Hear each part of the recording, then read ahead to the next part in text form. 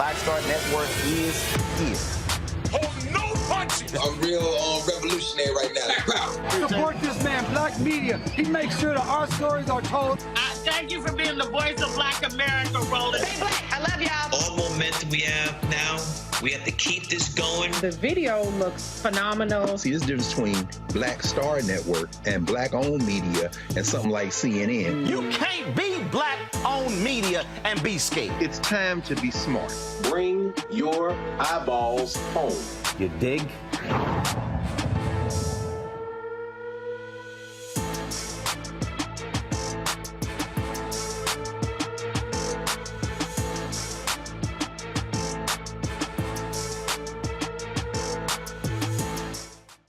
It's Thursday, September 15th, 2022.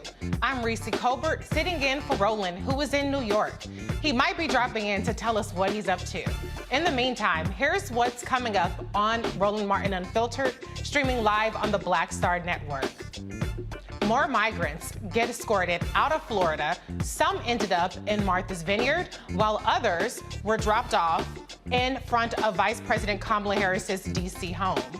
Detroit gets a substantial grant to reconnect a Black community separated by what's called one of the shortest interstate highways in the country. A new study could explain why more Black people get stopped by police for traffic stops than whites. I'll talk to one of the authors of the study. A sexual trafficking victim who killed her rapist must pay the rapist's family restitution. And we'll take a look at why white folks got their panties in a bunch over Disney's The Little Mermaid. It's time to bring the funk on Roland Martin Unfiltered, streaming live on the Black Star Network. Let's go. He's got it. Whatever the miss, he's on it. Whatever it is, he's got the scoop, the fact, the find. And when it breaks, he's right on time and it's rolling. Best believe he's knowing. Putting it down from sports to news to politics. With entertainment just for kicks, he's rolling. It's on go, roll, y'all. It's Roland Martin, yeah. Rolling with Roland now. He's rolling.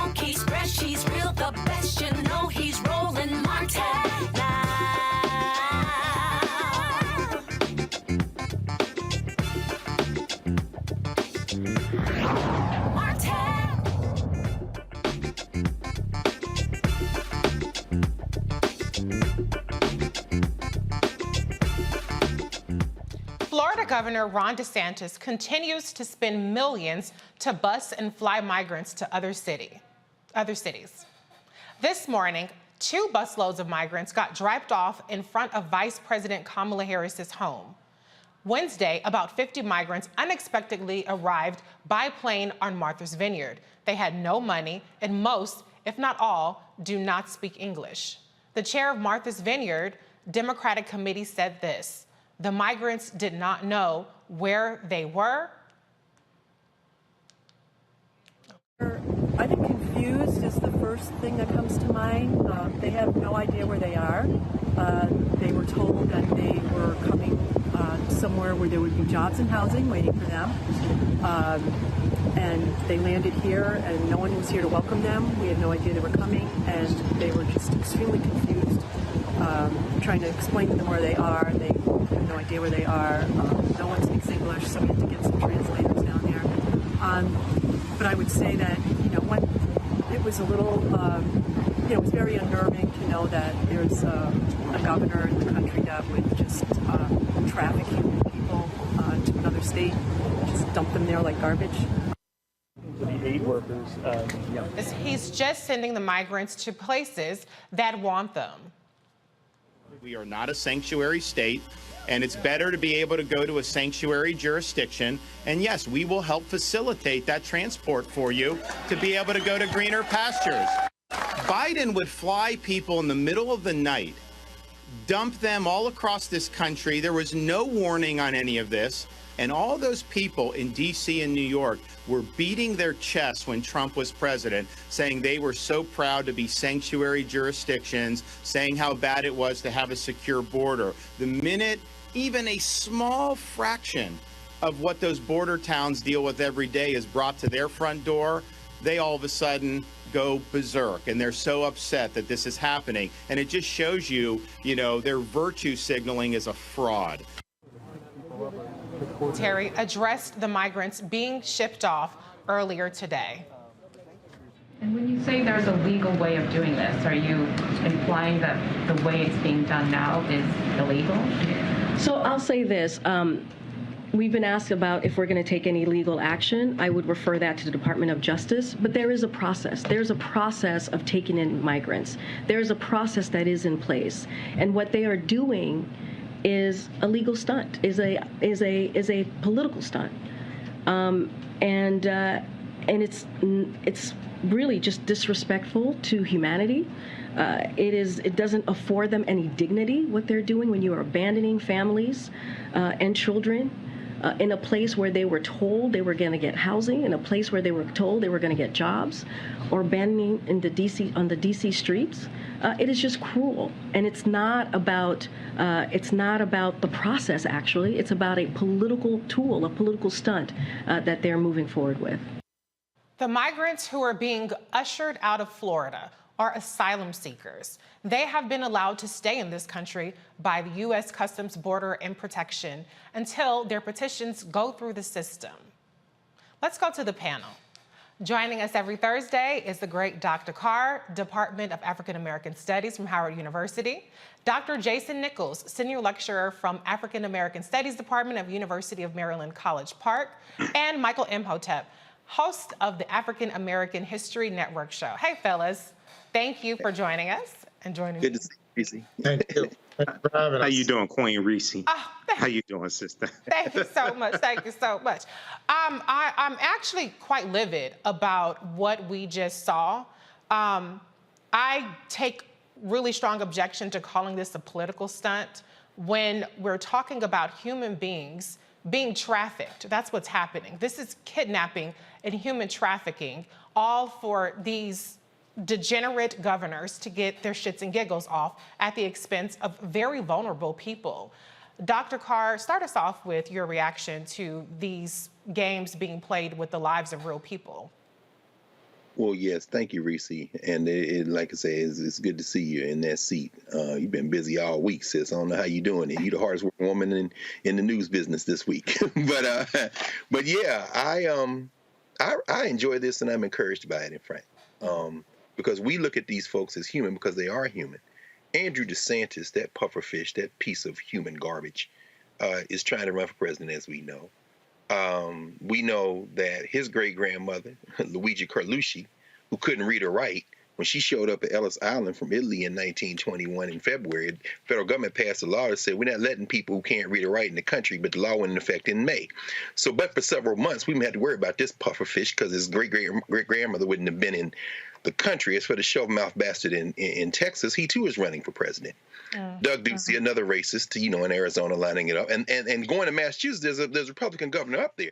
They don't see anybody in this as a human being.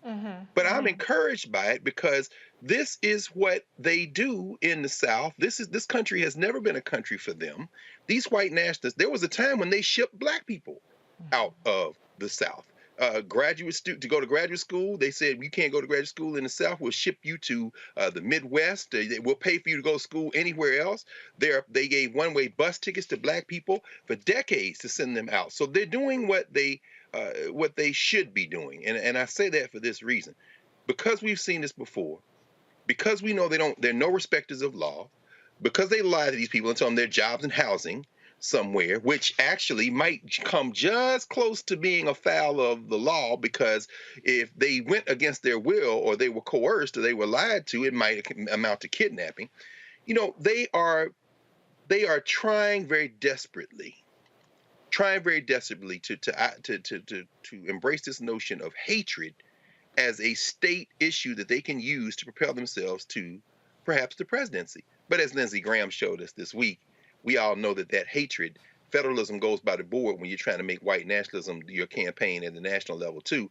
So I'm encouraged by this because they're going to finally break it, I think. I want them to continue to do this because it's white Christian national. It's white, what should I say? It's white theology. It's white nationalist theology. It's not Christianity, as a sign I saw the other day said.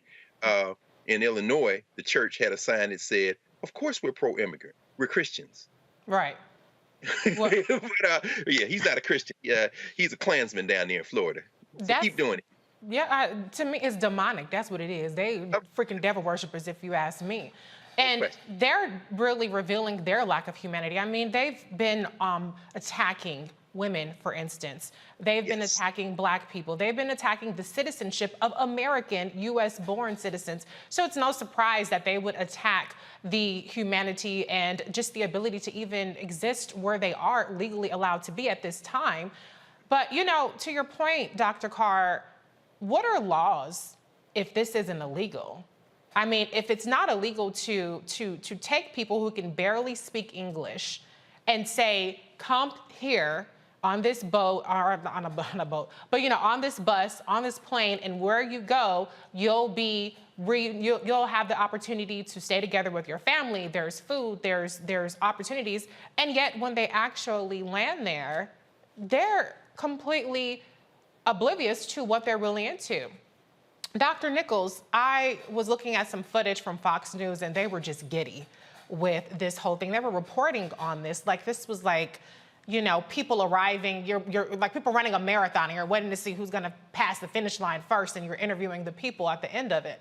And what was striking for me was just the happiness of the people getting off the bus. I mean, the person on Fox News was greeting people right off the bus.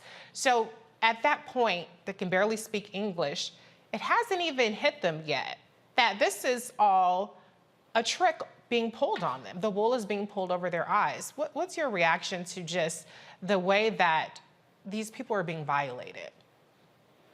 Yeah, well, I'm in agreement with you and Dr. Carr in the sense that it's clear that they were playing games with people's lives. And we have to understand, in terms of a secure border, the last time we had a major surge was in 2019. You didn't hear Ron DeSantis or any of these people speak up at that time, except to say that we need a wall. They allegedly built something and nothing happened. It didn't really fix anything.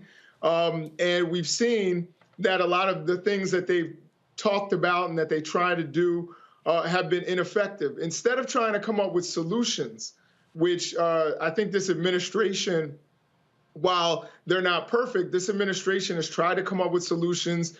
They've talked to the other nations. Mexico has devoted about $1.1 billion to help with the issues on our border. Vice President Harris rightly went down to address the root causes that we've seen in terms of climate change and other things in Central American countries, and help stabilize some of those places so that we don't have these issues. But we have to also understand that this is a legal process by which these people are coming in. And the big part is that they're being misled. They're being told these things. And as a matter of fact, in Texas, when they were pulling these buses out to begin with, at first they were stopping in Georgia and people were getting off the bus in Georgia.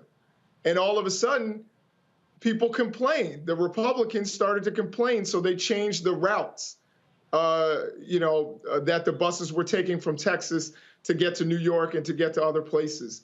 It's really disgusting and despicable. And Ron DeSantis is pretty much a pick-me politician.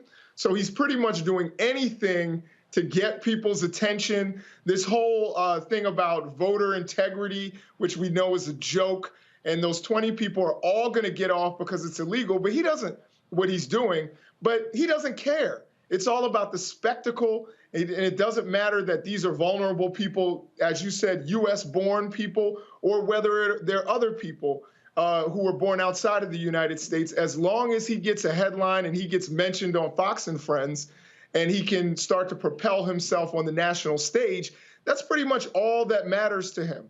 And this is really troubling when we're talking about people with babies in their arms, that we are doing that. Instead of trying to find solutions and saying, hey, I've got a solution for what's going on the border, they're just shipping people and hoping they get news coverage. It's despicable and disgusting. Yeah, it really is. And, if Ron DeSantis is looking for a headline, here's one for you. Ron DeSantis is a piece of shit. That should be a headline. Greg Abbott is a piece of shit. There's another headline for you. If you want headlines, those should be the headlines. Lock them up. How about those for some damn headlines? Because I am sick of the way that this is being covered on the media, as though this is just another part of political gamesmanship of people just trying to angle for 2024, when this has real dire consequences. Michael, Dr. Nichols brings up the point about the border being secure. In my judgment, and I think that there's a lot that we can, as people of conscience, quibble with about the American immigration system and how inhumane it is. We saw the disgusting treatment of Haitian refugees. They're getting shipped back before they can even touch down. But if we're just talking strictly in terms of a security basis, in my view, security looks like what we have in the sense of people try to cross the border, they're caught. I don't like to use that word, but let's just talk about it in strictly security senses. They're caught, they go through an orderly process. It's not always the most pleasant process for them, but it is orderly. They are put in the system to have their case adjudicated. That, to me, is security. What we're seeing these Republicans do, that's the opposite of security. They're actually creating the chaos. To me, an insecure border would be having, a dozen or so migrants pop up in a random city like, hey, y'all, anybody got anything for us? We here now. Like, that's not a secure border. So, what's your take on just the way that these folks have just been plopped in here and the kind of chaos that it's actually causing for not just the people that are experiencing this injustice, but also for the states and the cities that have to react to this influx of people who don't even know how to fend for themselves at this point?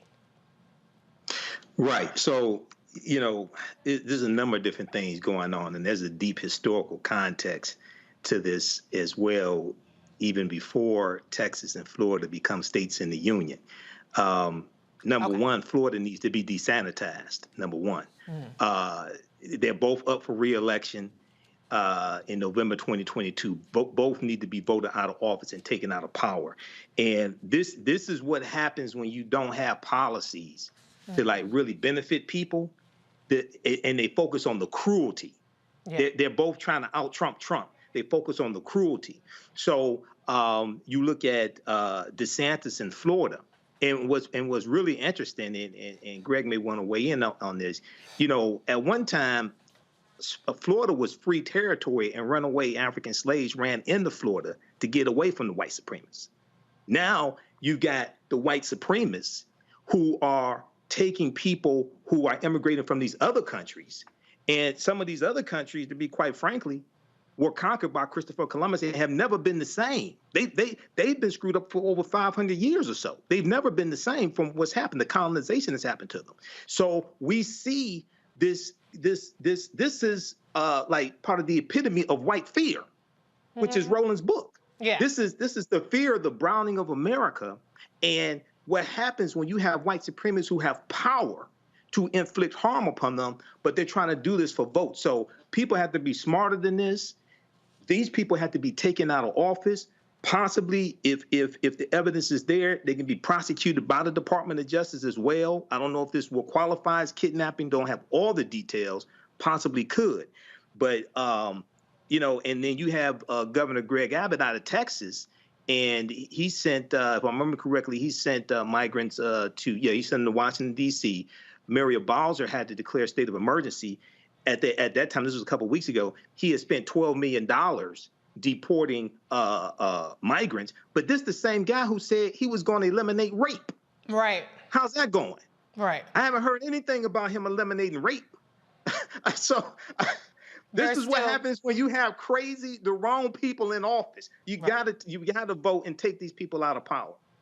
Yes. Well, speaking of voting in midterms, I have 2 books that actually expose how much of a piece of shit these people are. But not only that, what they're really up to, what they've done already, what they're planning for the next term. So go ahead and pick that up, long and short of a guide to the 2022 midterms. The must-watch races and the radical Republicans, if you really want to see me drag them. But anyway, with that being said, we have to head to a break. You're watching Roland Martin Unfiltered on the Black Star Network. Be right back.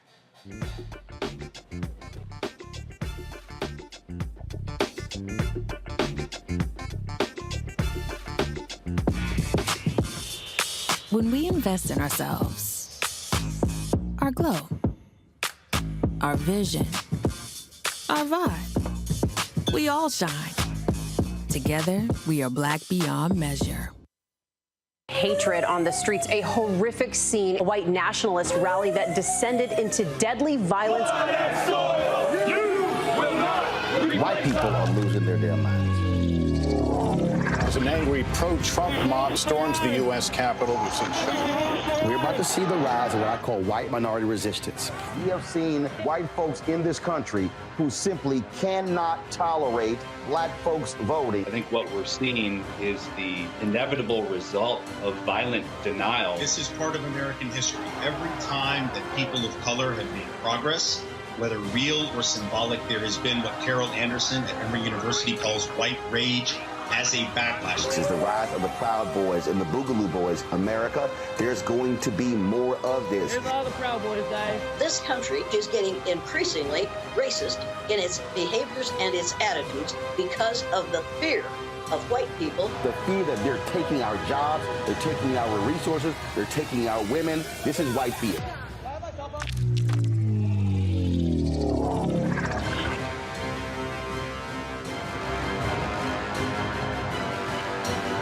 When we invest in ourselves, we all shine. Together, we are Black beyond measure.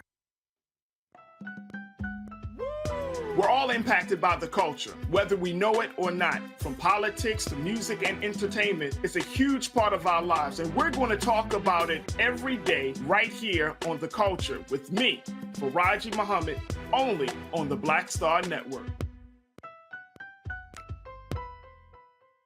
Hi, I'm Eric Nolan. What's up, y'all? I'm Will Packer. I'm Chrisette Michelle. Hi, I'm Chaley Rose, and you're watching Roland Martin Unfiltered.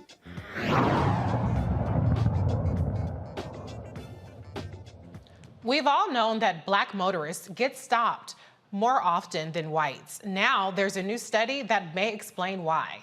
Joining me from Cambridge, Massachusetts, it's one of the authors of Measuring Racial and Ethnic Disparities in Traffic Enforcement with Large-Scale Telematics Data, PhD student Johan Gabler. Johan, thank you so much for joining us. I had a chance to read the Washington Post article on your study, and it was really fascinating. The biggest takeaway for me is really just about how the disparities are not based on the behavior of the drivers, but based on how they're targeting certain areas for traffic enforcement. So for the viewers who haven't heard anything about your study, can you just give us an overview of what you found? Yeah, thank you very much, Reese. First of all, I just want to say thanks for having me on the show. It's a real pleasure to be here. So usually when researchers try to study these kinds of things, the only way to tell after the fact whether someone was speeding is if they got a traffic ticket. And so that means that it's really hard to say anything at all about the people who were speeding but didn't get a ticket. So if all you have are speeding tickets, you can't really calculate things like whether police are giving a lower percentage of white speeders tickets than black speeders. So what we were able to do that was really novel is we were able to look at where and when people were speeding, regardless of whether they got a ticket. And what we found is that drivers were speeding the same amount on average in neighborhoods where most of the residents were black as neighborhoods where most of the residents were white.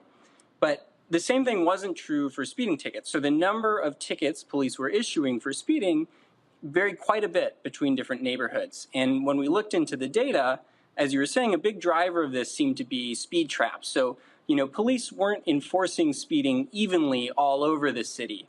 Instead, speeding enforcement was concentrated on a few small areas. So, something like 50% to 75%, of all the tickets that were being issued in places where only about 10% of the city residents actually lived.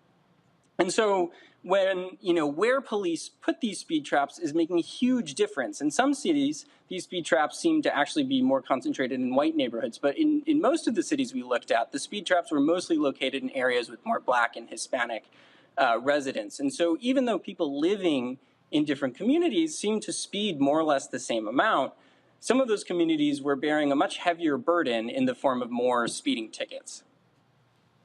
One of the things that I found was interesting, like you said, most of the cities, the enforcement levels in terms of the speed traps were higher in areas that had less white people. Houston was the one city or one of the few cities that was different.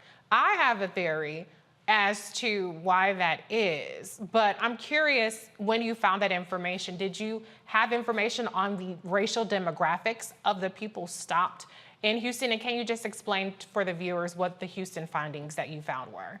Yeah, so Houston was one of the cities that I mentioned where we seemed to find that actually a larger number of white drivers were being pulled over for speeding. And, initially we were quite surprised by that result. But ultimately, it really seemed to be a function of, where the speeding traps were being placed. And so, we don't always know exactly why police departments are choosing to place speeding traps in certain areas versus others. But, in this particular case, it seems that they made some decisions about where they were going to enforce speeding that ended up having this disproportionate effect. That was somewhat unusual among the cities we looked at. So can you clarify, so you're saying that white drivers were ticketed at a higher rate in Houston, not just white areas were enforced. Can you clarify that part for me? Yeah, so we don't know directly. So we were looking, as you mentioned, this is a good point. We were looking at the demographics of certain areas. Mm-hmm. And we do know the demographics of the people who were pulled over. And so, there's a pretty strong correlation between the race of people who were being pulled over in certain neighborhoods and the race of people who lived in those neighborhoods. So based on that data, it seems like probably the race of the drivers is the same as the race of the people in those neighborhoods. But, you can drive anywhere. Yeah. And so, people could be, getting pulled over in areas that are different from where they live. Because I don't know, I wouldn't be surprised if it was more black people still getting pulled over in that Houston area, maybe as a deterrence method or something. But I know that's not your finding. That's just my hypothesizing. The one thing I did want to ask you, though, too, is, when you talk about speed traps, did you look at all into like the cameras that they put up, those kind of digital traps, or was it strictly looking at police activity in these areas? Yeah, so we were just looking at, actual stops, traffic stops. And, I think that it's a really important point, actually, because, one of the sort of recommendations that we have for policymakers is, even these sort of seemingly small decisions about where you put speeding traps can have these big unintended consequences in terms of the disparities that arise. And so, traffic safety is really important, but, there are other ways to keep people from speeding that don't lead to these kinds of disparities and don't have the kinds of, potentially really negative consequences of traffic stops. So, one obvious option is to police more evenly across the city instead of relying on a small number of speed traps. But another, better option is to use, at least in my opinion, is to use things like speed bumps and roundabouts and other ways of ensuring that drivers are driving safely that don't necessitate pulling anybody over at all. Yeah. Well, that's interesting. I did notice in the article you talked about these more deterrent factors that don't involve police activity. And when you mentioned speed bumps, a good friend of mine, she had to jump through hoops and petition her neighbors and stuff like that just to get a speed bump on the street. So I would be interested to see if there are any kind of disparities in that kind of activity of where speed bumps get approved and how many hoops people have to jump through. But I'm not trying to put more work on you. No, I think that's a really interesting question, and I would love to know the answer to that as well. I think that's really important. Well, I have some really smart people on the panel too, and so I'm going to give them the opportunity to ask a question, starting with Dr. Carr. Oh, thank you, Reese. I was enjoying that conversation, and thank you for your work, Johan, you and your colleagues. Just a quick question. You write that you don't know why they're setting the traps where they are, and that perhaps even some of this is unintentional. I'm wondering if you have any thoughts about intentionality as it correlates with race. And because once race is factored in, it seems to me that the Houston outlier is maybe very well explained by the fact that there's a black mayor who used to be a policeman. There's a black police chief. The city is 2/3 non-white, and the police force, the biggest cluster of police, are black. So it seems to me that people might put traps in places to get some of them white minorities, whereas in those other cities, I mean, it's very intentional where people put traps. So any thoughts about the use, kind of juxtaposing race against the intentionality as to where these traps are set? Yeah, thank you. That's a really interesting question. In our study, as you said, we weren't really able to tell if officers were intentionally discriminating or not. But, it's possible that the conclusions of our study, so that we were seeing police pulling over more people for speeding in black neighborhoods, even though those drivers weren't actually speeding more in those neighborhoods, could be happening just because there are more speed traps in those neighborhoods. But as you say, that really just moves the problem up a level. So if that's the case, then I think policymakers really need to be asking why there are more speed traps in those neighborhoods, and to be thinking about, whether there are better ways to promote traffic safety. Let me ask you a quick question. This is going to be a very basic question, but how do you define speed traps exactly? Is it a cop waiting in the cut is it a cop waiting in the cup to try to get people, or what exactly does that mean in terms of speed traps? Yeah, so when I'm talking about speed traps, what I mean is that there are these very small, areas, maybe like a block or something like that, where you see a very, very, very large number of stops. And so, I don't know if that is specifically because, say, there's like a policy in the police department that says that, we're going to patrol this specific intersection, or if it's just something that happens sort of more kind of organically. But when I talk about speed traps, what I mean is just these pockets where there's extremely high enforcement compared to, other places. So if you're just driving down a random road, it's not all that likely that you'll get pulled over. But, I think a lot of people know this about like their own hometowns. There are certain places where, if you're speeding on this particular road, or as you come around this turn, there's a high likelihood that you're going to get a ticket versus, on a different part in a different area or a different street, there's not really anyone sort of patrolling for speeding there. Okay, that makes perfect sense. Michael, do you have a question for Johan? Yeah, Johan, thanks for the study. And, studies like this are really important because it documents what we as African Americans already think. And policy has to be crafted around the evidence. Have you so far shared your findings with any of these police departments that you looked at the research on, and to find out from them why it is what it is. And if you haven't shared it with any of the police departments, do you have any plans to? Yeah, so we haven't shared these results yet. They only became public very recently, but Right. I think that, something that we really would like to do is to try to work with these departments to try to craft better policy that doesn't lead to these negative outcomes like big disparities in who's getting pulled over. And so if there were departments that, were looking to do something like that, I think that would be an area that we're really excited to do work in. And our hope for this research ultimately is that it will help drive policy change and lead to better traffic enforcement practices, not just, for people to read it and then just kind of move on and keep doing things exactly the way they've always been doing them.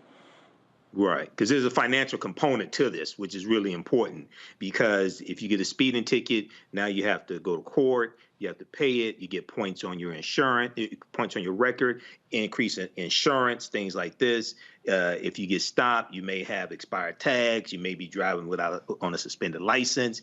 So now you're compounding these things, and which cause more financial harm to many African Americans disproportionately. So there's a huge financial component to this as well.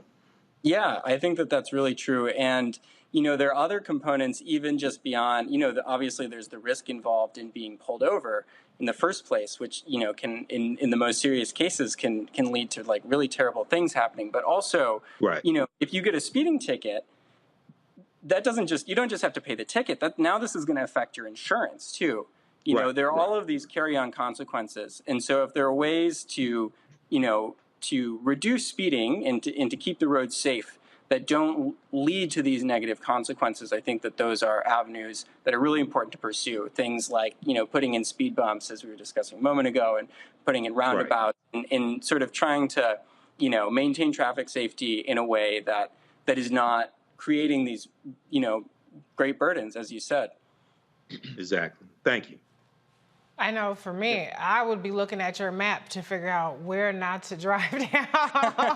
if they're that obvious, then hey, let's obviously avoid those particular intersections. I mean, I'm not suggesting people, speed. I'm just saying maybe stay. That comes with the race. It's in our DNA. We always know where the pedal rollers are. I can't speak for all the brothers, but I know, at least as a black man, I know you two brothers, we always know where the police are at all times. I know that's right. Dr. Nichols, do you have a question or comment for Johan? Yes, absolutely. So first off, Johan, I think Dr. Carr and I will probably both agree and second this. Keep publishing, keep publishing, keep publishing.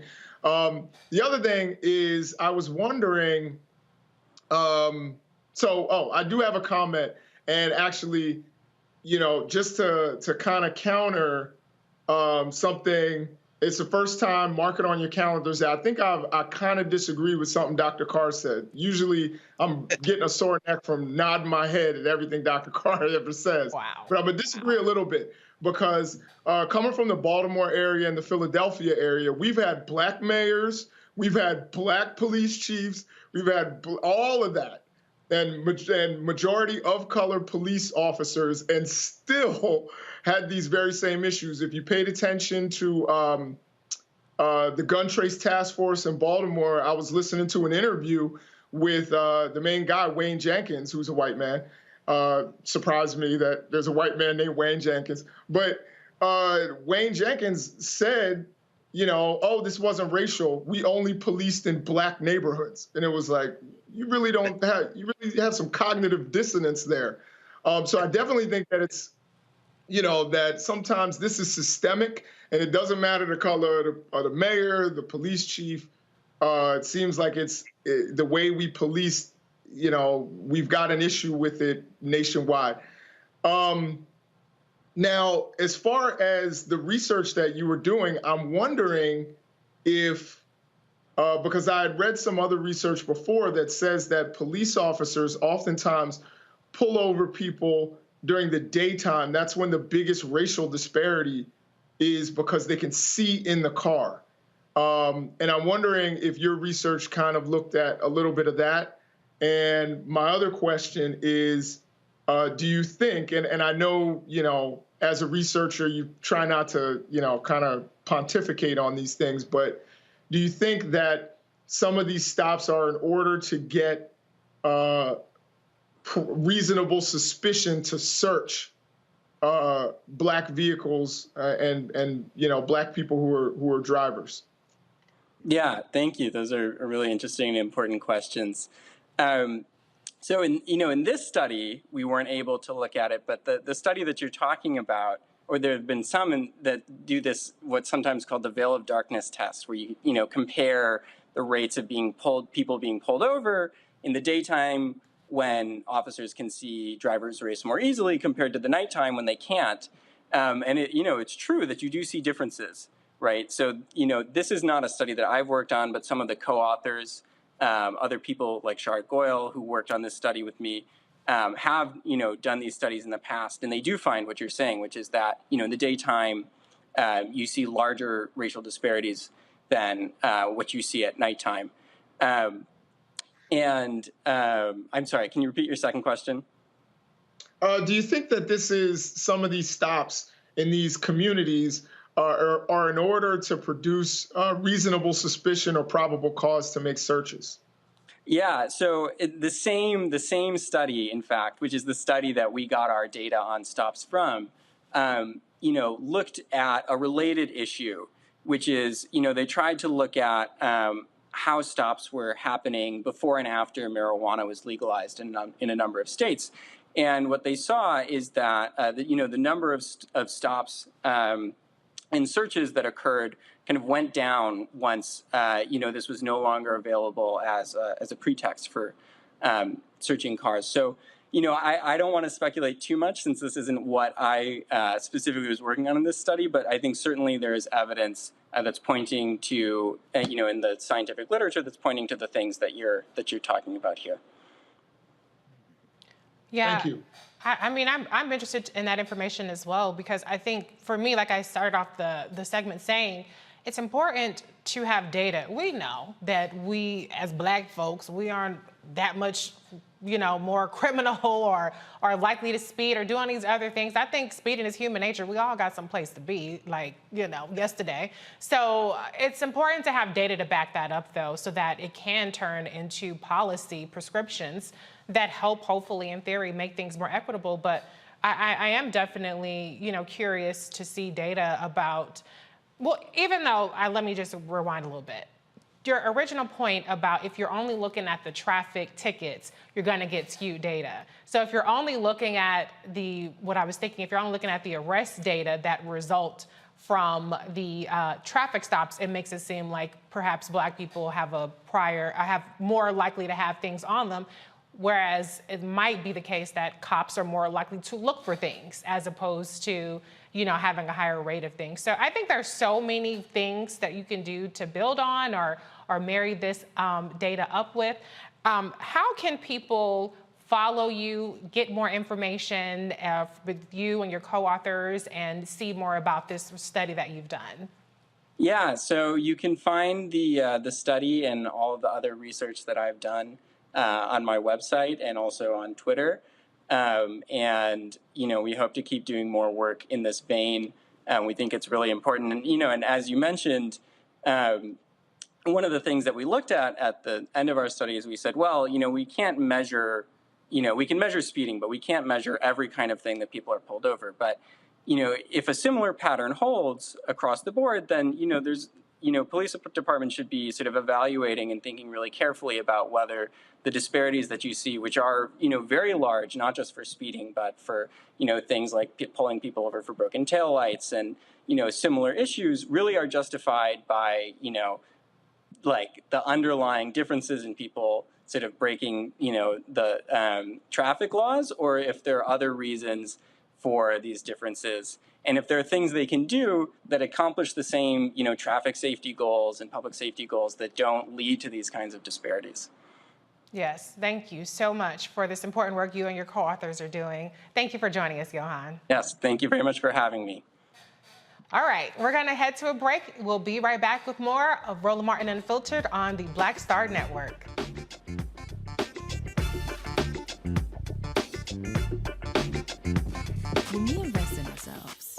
we're investing in what's next for all of us. Growing, creating, making moves that move us all forward. Together, we are Black beyond measure.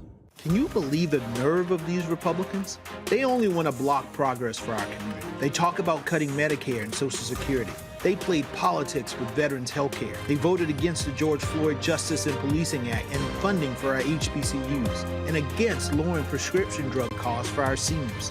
These Republicans keep trying hard to stand in the way, but President Biden, Vice President Harris, and Democrats won't let them. They are delivering for us. The Democratic National Committee is responsible for the content of this advertising. When we invest in ourselves, our glow, our vision, our vibe, we all shine. Together, we are Black beyond measure. When you talk about blackness and what happens in Black culture, we're about covering these things that matter to us, speaking to our issues and concerns. This is a genuine people-powered movement. There's a lot of stuff that we're not getting. You get it, and you spread the word. We wish to plead our own cause.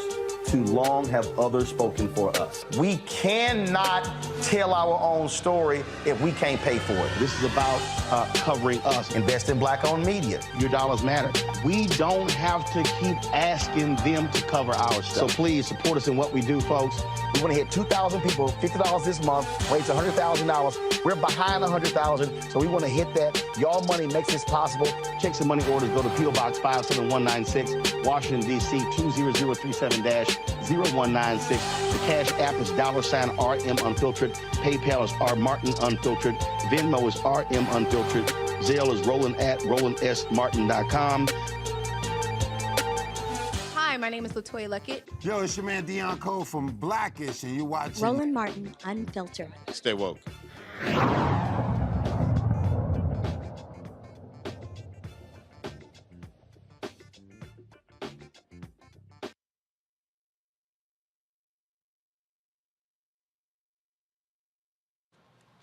From the 1950s into the 1970s, highways built in U.S. cities profoundly wounded Black communities.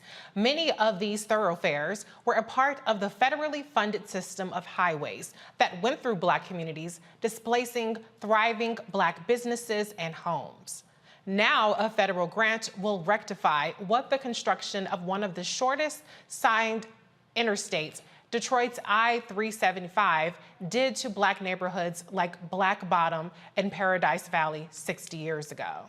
Today, Transportation Secretary Pete Buttigieg announced a $1 million program named Resurrecting Communities for the city of Detroit for its long-awaited plan to destroy the depressed freeway. Buttigieg says to fix a problem, we have to face and accept what caused it. Sometimes fixing the damn roads means facing the repercussions of how the roads were originally built, who was included in that process and who was not, who was empowered and who was displaced. And when a generations-old piece of infrastructure comes to the end of its useful life, it requires us to decide in our time whether we're just going to put things back exactly as they were or whether we're going to build back better. And we know that some of the planners and politicians behind decisions in the past built roads like this one through the heart of vibrant, populated communities, sometimes even in an effort to reinforce segregation, sometimes simply because the people who lived there did not have the power to resist and force change. Here in Detroit, when I-375 was built in 1964, they literally bulldozed the neighborhoods of Black Bottom and Paradise Valley, displacing so many, mostly Black Detroiters. And now this freeway, generation later, serves to divide communities, primarily communities of color and low-income communities, from the central business district, the recreational areas, and other great assets downtown. And the freeway design is actually contributing to worse congestion and more traffic crashes on roads nearby. The purpose of transportation is to connect. But we have seen examples in many communities, including here, where an infrastructure decision serves to divide.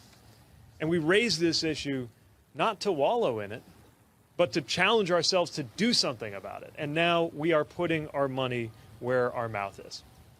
Governor Whitmer, Mayor Duggan, local advocates, the congressional delegation have supported the application for federal grant funding to fix this, and then did exactly what good advocates should do, which is kept pounding on the door, explaining the difference that this would make in the community, and making sure that this got every full and fair consideration in the process. And the result of that is that today I'm delighted to officially announce that the Department of Transportation is awarding $100 million to transform I-375 to reunite this part of Detroit to a connected, thriving community.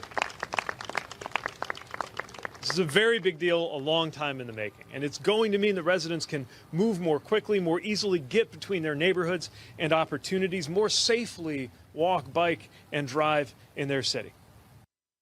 The highway removal could begin as soon as 2025, 2 years earlier than expected, with construction finished by 2028.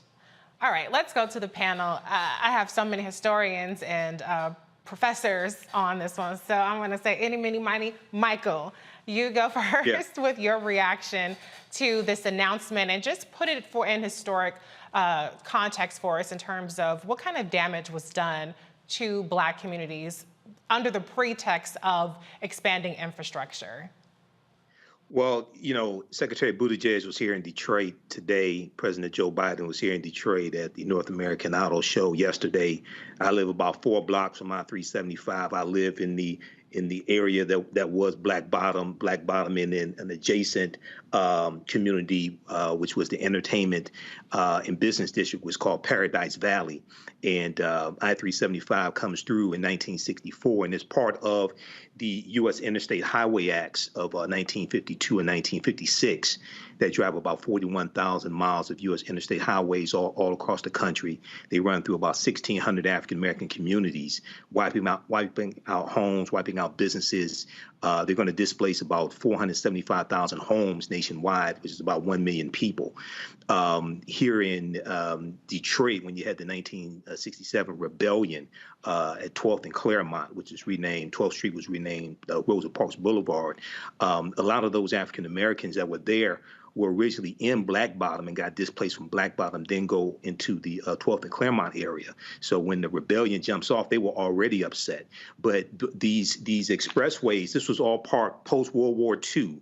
And you have the deindustrialization of the inner cities taking place as the suburbs are being built.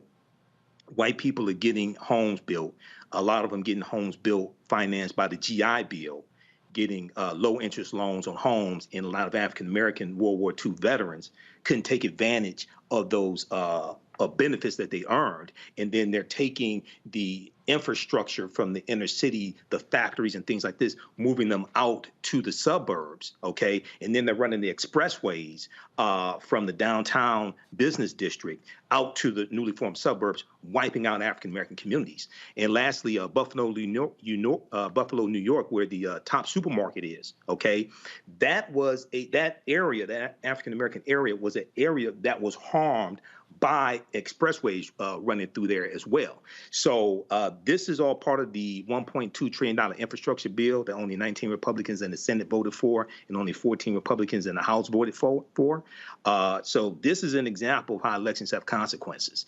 And I'm neither Democrat nor Republican, but sure as hell I'm not stupid.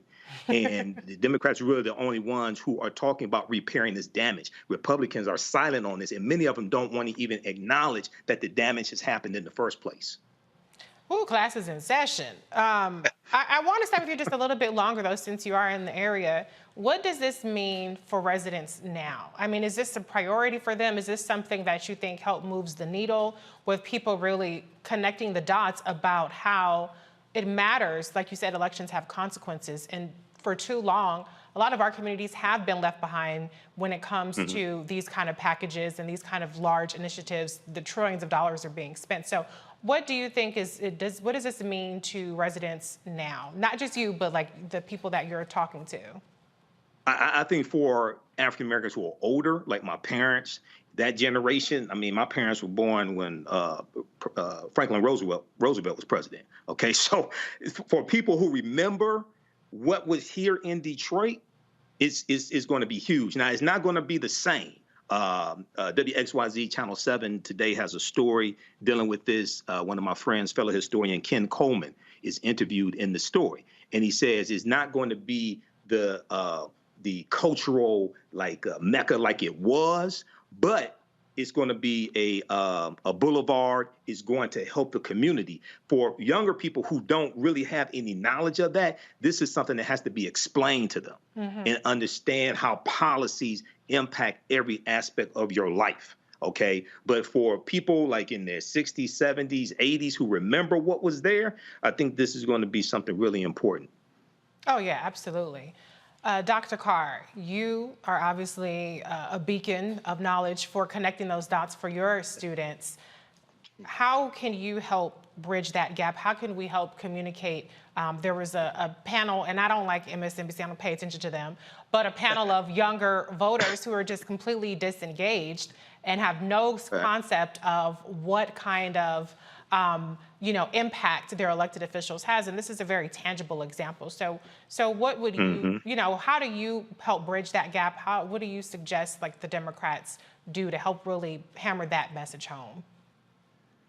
Well, I think the first thing we have to do is step back and ask ourselves, why now? Now, we know that this money, as Mike says, as he said, Mike wouldn't be here if it were the white nationalists in power. But as Ida Wells said, the price of freedom is eternal vigilance. This is not a victory. This is a step toward a potential victory. What do I mean by that? You read a book like Sam Yet, a journalist from a generation ago. Samuel Yet wrote a book back in the early 70s called The Choice, the issue of Black survival in America. And he was one of many who was documenting how these highways were placed. I'm from Nashville. They ran 65 through the Black community in Nashville. They wanted to run a highway through Washington, D.C., but they couldn't get the muscle through the local politicians. Every city where there's a Black community, major city, has had a highway run through it. So you ask yourself, why do you want to get rid of this highway now? Well, it's quite simple. 3 words. They're coming back. So, bike lanes and boulevards, this is not for the Black people. So please understand. Please understand. And Mike, you know this better than anybody. They have bought up downtown Detroit. You could buy a house for $1 in Detroit 20 years ago. Now the thing is white hot. Market. What's that boy that ran LeBron James out of Cleveland? Dan Gilbert, whatever. I mean, these guys done bought up everything. So let's take the highway out. And this is not repair. You're preparing it for the pilgrims. This is the history of gentrification. So what I would tell young people is, now that they've gotten the highway out of the way, fight like hell. Why? Because now the property values goes up. So Mike, your parents and all the old people, they ain't gonna be able to stay there for the property taxes.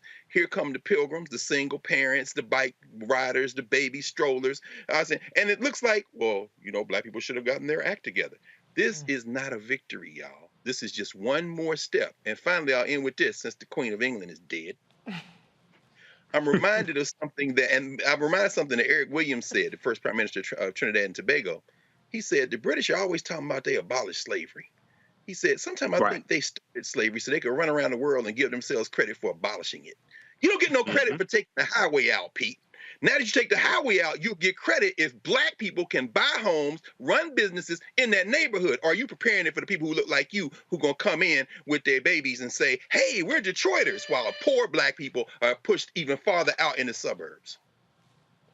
Well, that's not what I was expecting. But I should have seen that one coming. But, we have Secretary Marshall Fudge as HUD. So maybe, you put Secretary Fudge together. I still see him. It's still homes, Detroit Land Bank. You don't have to get homes with a mortgage. Yeah. You can go to the Detroit Land Bank to get homes, things like that. And there are land banks like that in different cities. So, I know Bank of America is going to do 0% down, all that. I mean, if you want a 15-year, 30-year mortgage, you could do that. But there's other ways to get homes that are cheaper. No, I agree. That's what I would tell young people. Fight like hell. That's what I meant. Right. This is not a victory unless you make it a victory. That's really what I was saying. And that's what it's going to take. No, I appreciate that. I mean, don't burn me at the stake, but I watch Bargain Block, which is technically it's kind of a gentrification show in Detroit, and they're buying up homes for $1,000, $10,000. Yeah. So yeah, get in that housing market. Dr. Nichols, I saw you nodding along this time with Dr. Carr. So what's your take on this story? Yeah, see, I'm right back to agreeing with Dr. Carr. It's hard to keep disagreeing with him. He always brings you back. I was, and it's funny, I was gonna use the analogy of sticking a knife 6 inches in my back, and then you pull it out 3, and then say, hey, that's progress. So I actually 100% agree with them. I gotta say, I also agree with the idea that you have to make people aware of their options in order to fight. People say fight like hell, but don't give you a roadmap on how to fight. I don't know, to be honest, I don't know what a land bank is. I was intrigued by that. I'm like, what is a land bank? You know, I'm thinking you have to go to Wells Fargo or one of these other banks that discriminates and, you know, and ends up paying out, you know, pocket change to them, but $10 million because they discriminate against Black people. So I would like to know some of these options for Black people to keep their homes, to keep elderly Black people in their homes, to give young Black people who are now renting an opportunity to own it in the communities that they come from and that they're raised in. I think that's really important. I will say there's another element of this that we haven't discussed, and that is when you talk about what happened with the building of a lot of these highways and freeways, not only did they displace Black people, but the Black communities that remained were suffering from noise pollution, air pollution, and other things that actually harmed them and shortened their lifespan. Yeah. So I think that, and made it an undesirable place to live. And, you know, I think about, you know, the things that have happened in Miami and the way that, you know, you have Overtown and the highways that surround it and make, you know, those Black communities are sometimes more vulnerable to flooding and other things that happen in that part of the country. Yeah. So I think that, again, if they're going to start rebuilding these communities, they have to give Black people the options or the resources to stay in those communities and to plant their flag, which is ownership. And I'm all about home ownership. You know what I mean? That is the biggest asset most of us will ever have an opportunity to own in our lives. You know, I want to own a jet, but it hasn't happened yet. So my home is what I own. And I want every Black person, hardworking Black person, to have an opportunity to own a home, particularly in the communities where we've been for a long time. Yeah, that's such a good point. And I mean, I appreciate what Michael said about the land bank, but I also appreciate what you said about the programs that are out there. You know, I think it was last week, I did a video kind of debunking this whole conspiracy that Bank of America was trying to trick Black homeowners into mortgages, which, by the way, a zero down mortgage and zero closing cost mortgage, that's pretty good, especially if they're not, you know, jacking up the interest rate beyond the standard market rate.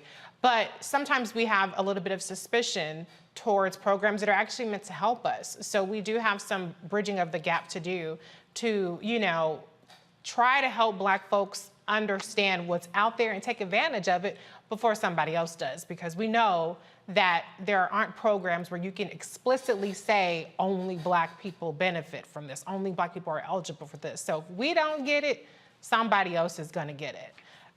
Michael, I'm sorry, go ahead. I'm sorry. Yeah, I was just going to say, be careful with that zero down stuff, because a lot of times that's balloon rate and it's going to hurt you in the long run. So I'm not saying that that's the case with Bank of America and the program that they've created, but we know in 2008, you know, that was part of the issue was, hey, zero money down, people bought more house than maybe they could afford, and then those rates all of a sudden exploded. And a lot of Black people, particularly around in you know, Prince George's County, ended up getting foreclosed upon. Yeah. So I'd say if you have the opportunity, put 20% down. You know, save your coins, put as much money as you can down, so that you can have a lower mortgage rate. Okay, now I'm gonna have to argue with you on that. Because I say absolutely do not put 20% down unless you have to. Because it's a very competitive mortgage market. I mean, there are so many loan options. I'm on my third house now. I don't own 3 at one time, but I have purchased 3 different homes over the course of my lifetime, and I've never put down more than 5%. So, I mean, the devil is in the details, which is you have to evaluate the program. Adjustable rate mortgages probably aren't the way to go. Especially, you know, you can always refinance later. So it doesn't make a whole lot of sense to get an adjustable rate mortgage. But this is not going to turn into a finance class. But let me just say this. That's important. Yeah, well, look, I mean, I just have an MBA. I don't know. Maybe I don't know. But, you know. It's important. I'm glad y'all having this conversation because land banks are one thing. It's very important. But let's be very clear. It's about finance. This is about banks. This is about, okay, I qualify for this year, but will they give you the loan? We've seen this show before. Yeah. Black people are going to get run out of Detroit unless we organize and do something different.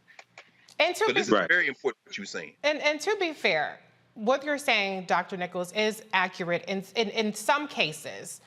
If you have a lower down payment, you do have a higher interest rate. But in more recent years, it's not significantly higher. So you just have to do the math and determine, is it something that I can buy down? I can use points to buy down my interest rate, which is less than 20% down. So it's all about what works for you.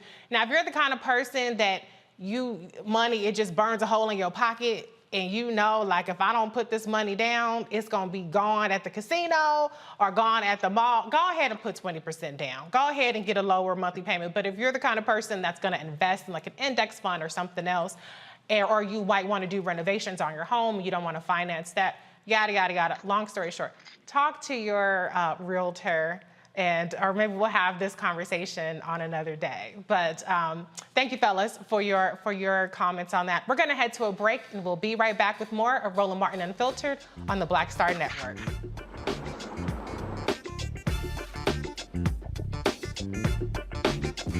When we invest in ourselves, we're investing in what's next for all of us. Growing, creating, making moves that move us all forward. Together, we are Black beyond measure. I remember being with The View when they said, we want to extend your contract. And I knew God said, it's time to move. It's time to go.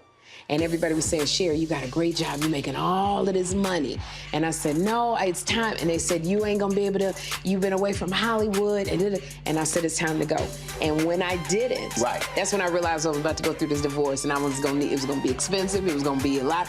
And I said, I'm gonna stay. I said, I'm gonna stay for a couple of years. So you make this money. See, go ahead. I'm gonna make this money and then I'll get out, Lord. So I'm gonna do a compromise. I'm gonna do what you say, but I'm gonna do it on my thing. And he went, really? He went really. And you know when he went really?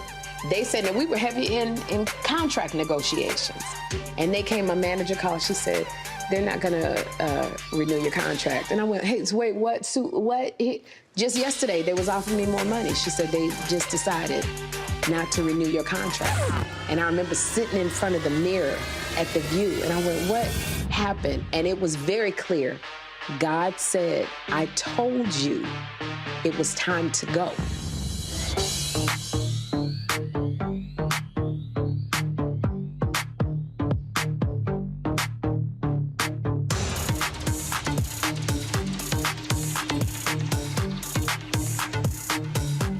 When we invest in ourselves, we're investing in what's next for all of us. Growing, creating, making moves that move us all forward. Together, we are Black beyond measure. Hi, I'm Kim Burrell. Hi, I'm Carl Payne. Hey, everybody, this is Sherry Shepherd. You're watching Roland Martin Unfiltered.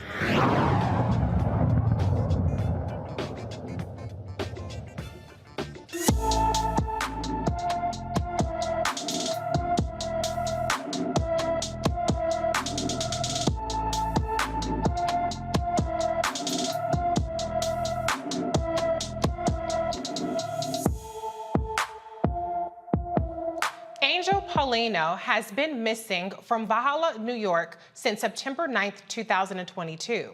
The 15-year-old is 5 feet 4 inches tall, weighs 170 pounds, with black hair and brown eyes. Anyone with information about Angel Paulino should call the New York Police Department at 646-610-5030. Okay, y'all, I'm gonna pull an audible here because I was looking at the chat a little bit, and I just want to stay a little bit longer on the mortgage discussion and on the real estate discussion, if you fellas are willing to go there with me, because I did see some stuff in there that was not accurate. Okay, so I'm just gonna answer a few things. Also, okay, you were gonna come back to me too, Reese. Okay, Michael. Okay, Michael, he wants to chime in on that too. Okay, I got you. So, okay, let's talk about PMI. That's one of the things that people were saying.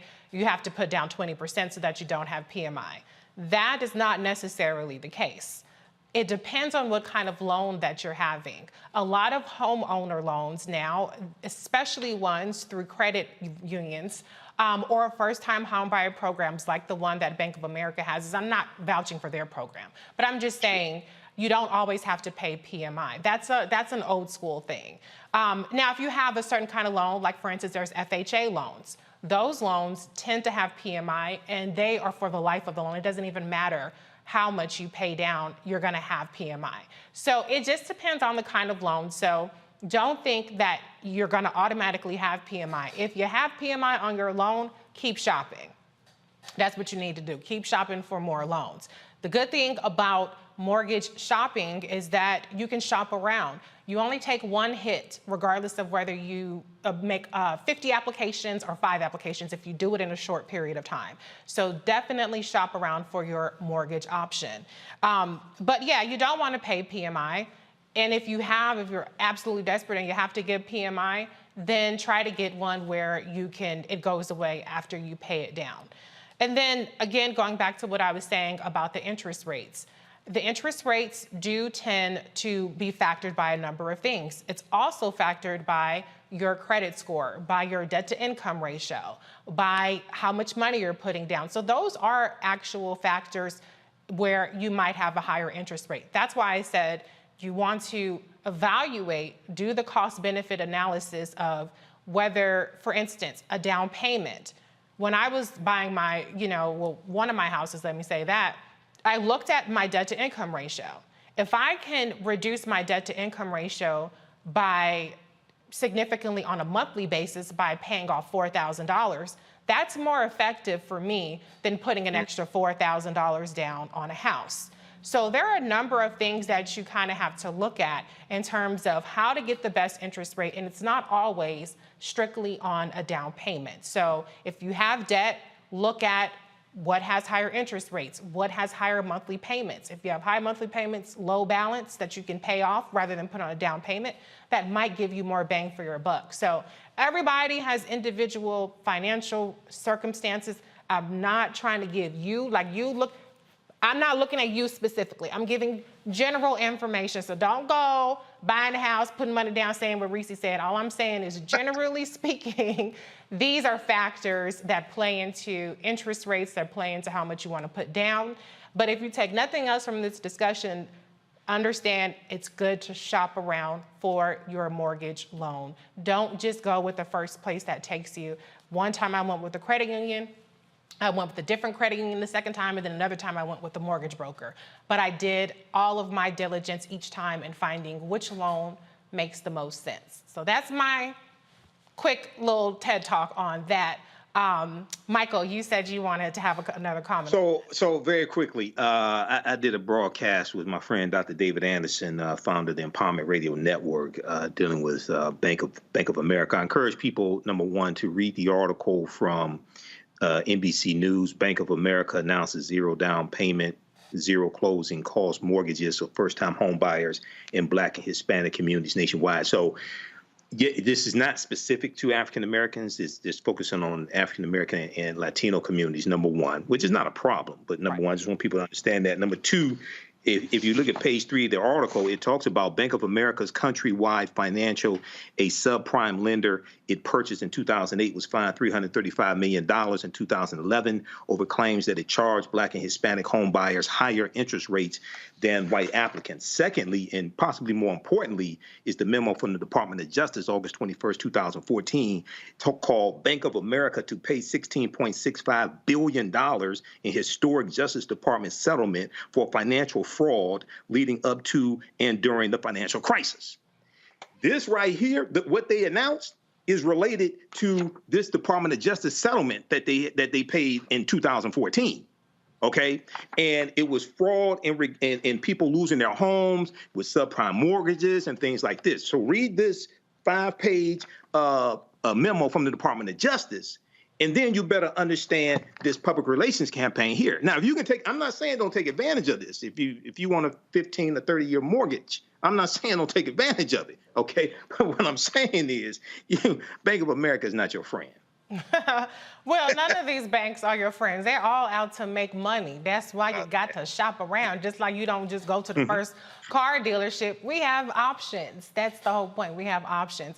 But I do understand there's justifiable concern because what we saw with the subprime lending and you know, that led to the last crisis. There are a lot of different factors that aren't necessarily at play this time.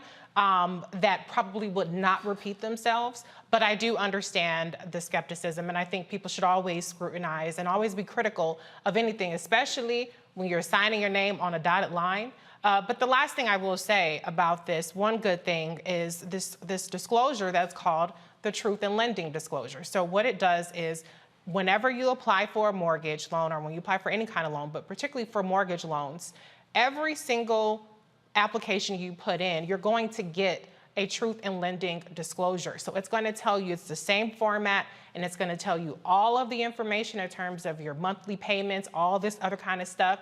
And so you can use that as a way to just do your sanity check and make sure you're getting the best deal. So even if you don't necessarily trust a person, the numbers are what the numbers are, you know, and most of these banks end up selling off your loan anyway, and you have a completely different loan servicer. So you're probably not going to end up with the same bank for the entirety of your loan. So, but that's really good information. And yes, I would be remiss if we did not talk about Bank of America's history, but a lot of these banks have shady histories and predators, still shady. They talk about that in the article from NBC News, Wells Fargo. Absolutely. They talk about that in the article from NBC News. Absolutely. Right. So do your homework, folks. Anybody else have a comment? Dr. Carr, Dr. Nichols, do you want to chime in again, or should we move on? No, this is why you support the Black Star Network. No, and you can just Google land banks in your city. You could Google land. You can Google Detroit Land Bank. So they have houses. I was on their website. Auctions start out at $1,000 for houses. A lot of different cities. I know years ago when I was managing an African-American owned company, and we were teaching the construction trades program. We bought some houses through the it was nuisance abatement, and these were drug seizures. So you have houses that are drug seizures, you have houses that are tax foreclosures, and they're confiscated. So, you know, if you can get fixer-uppers like that. Yeah, so there are options. You kind of said it. What's your experience with what is required once you have that property in possession? You said fixer-upper. It depends. So what happens usually with those, they're on the website, and they will have walkthroughs of the homes also. There's a date that you could do a walkthrough of the home to see what it looks like. Okay, and you can bring like your person who does roofing and things like that to get an estimate. So they usually don't from my experience. Maybe different cities are different. From my experience, they don't necessarily tell you like how much it needs in repairs, but you can actually do a walkthrough and you can go through and see certain things yourself. Okay, so that's one. And what you want to do also, you want to make sure you get a good title company to check and see like who really owns it as well. And then the other thing, if there's a way that you can check and make sure that house is not on the list to be demolished, because that can happen also. Okay, you want to check with the city to make sure the house is not on the list to be demolished, because a lot of times with different cities, different departments don't communicate correctly. And so check that out. I learned from experience. Check that out. Okay. Well, you learned it, so now you can pass that knowledge on to everybody else. I said the last thing, but this is really the last thing I want to say. And again, I'm not vouching for Bank of America. Don't send me messages. Reese must be getting paid by Bank of America. Yada. No, ain't nothing like that going on, child. I wish I was getting paid by all these people to talk positively about them. But the reality is, what's interesting to me is, some of the criteria for this loan program in particular, it actually kind of does away with some of the more stringent credit requirements. Now, we know that it's, part of the subprime lending crisis was people who had bad credit or people who weren't creditworthy, quote unquote, were given loans that they couldn't afford. But it's really interesting, and I just want to end on this point, that there are certain barriers to Black people obtaining homes, like credit scores, like debt to income ratios, like a lot of these things that a program like this program, not vouching for it, is trying to do away with. So one of the things I just want to say is keep an open mind about, we talk about wanting to close the racial home ownership gap. We talk about wanting to close the wealth gap. But then when programs come along, then we look down, not we, us, but people look down on the criteria for that, when the criteria is designed to help get around the things that are stopping us from obtaining homes and building wealth as a family. So I couldn't let that go by without saying that. So, all right, let's move on though. We have another story to get to.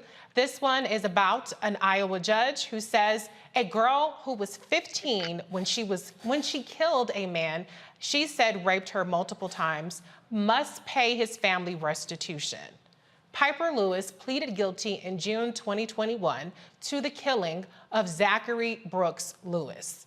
Said the 37-year-old raped her multiple times in 2020. Lewis received a deferred judgment from Polk County District Judge David Porter after pleading guilty to voluntary manslaughter and willful injury.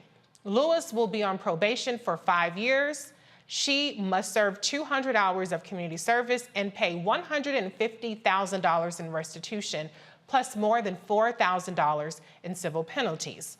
Iowa law requires the court to sentence offenders to pay at least $150,000 in restitution if they kill another person. Lewis's former teacher set up a GoFundMe page and has raised $330,000. More attorneys find out if Iowa law would allow the donated money to pay the restitution. Okay, oh wait, let me see, is this the same story? Okay, I just wanna go back to the panel real quick on this. Paying the family for their rapist, degenerate, being killed, that's just crazy to me. I mean, if they have any decency, they'll turn around and donate that money or give that money right back, because I would be absolutely ashamed of my family member for doing such a thing. Dr. Carr, what's your reaction to this story?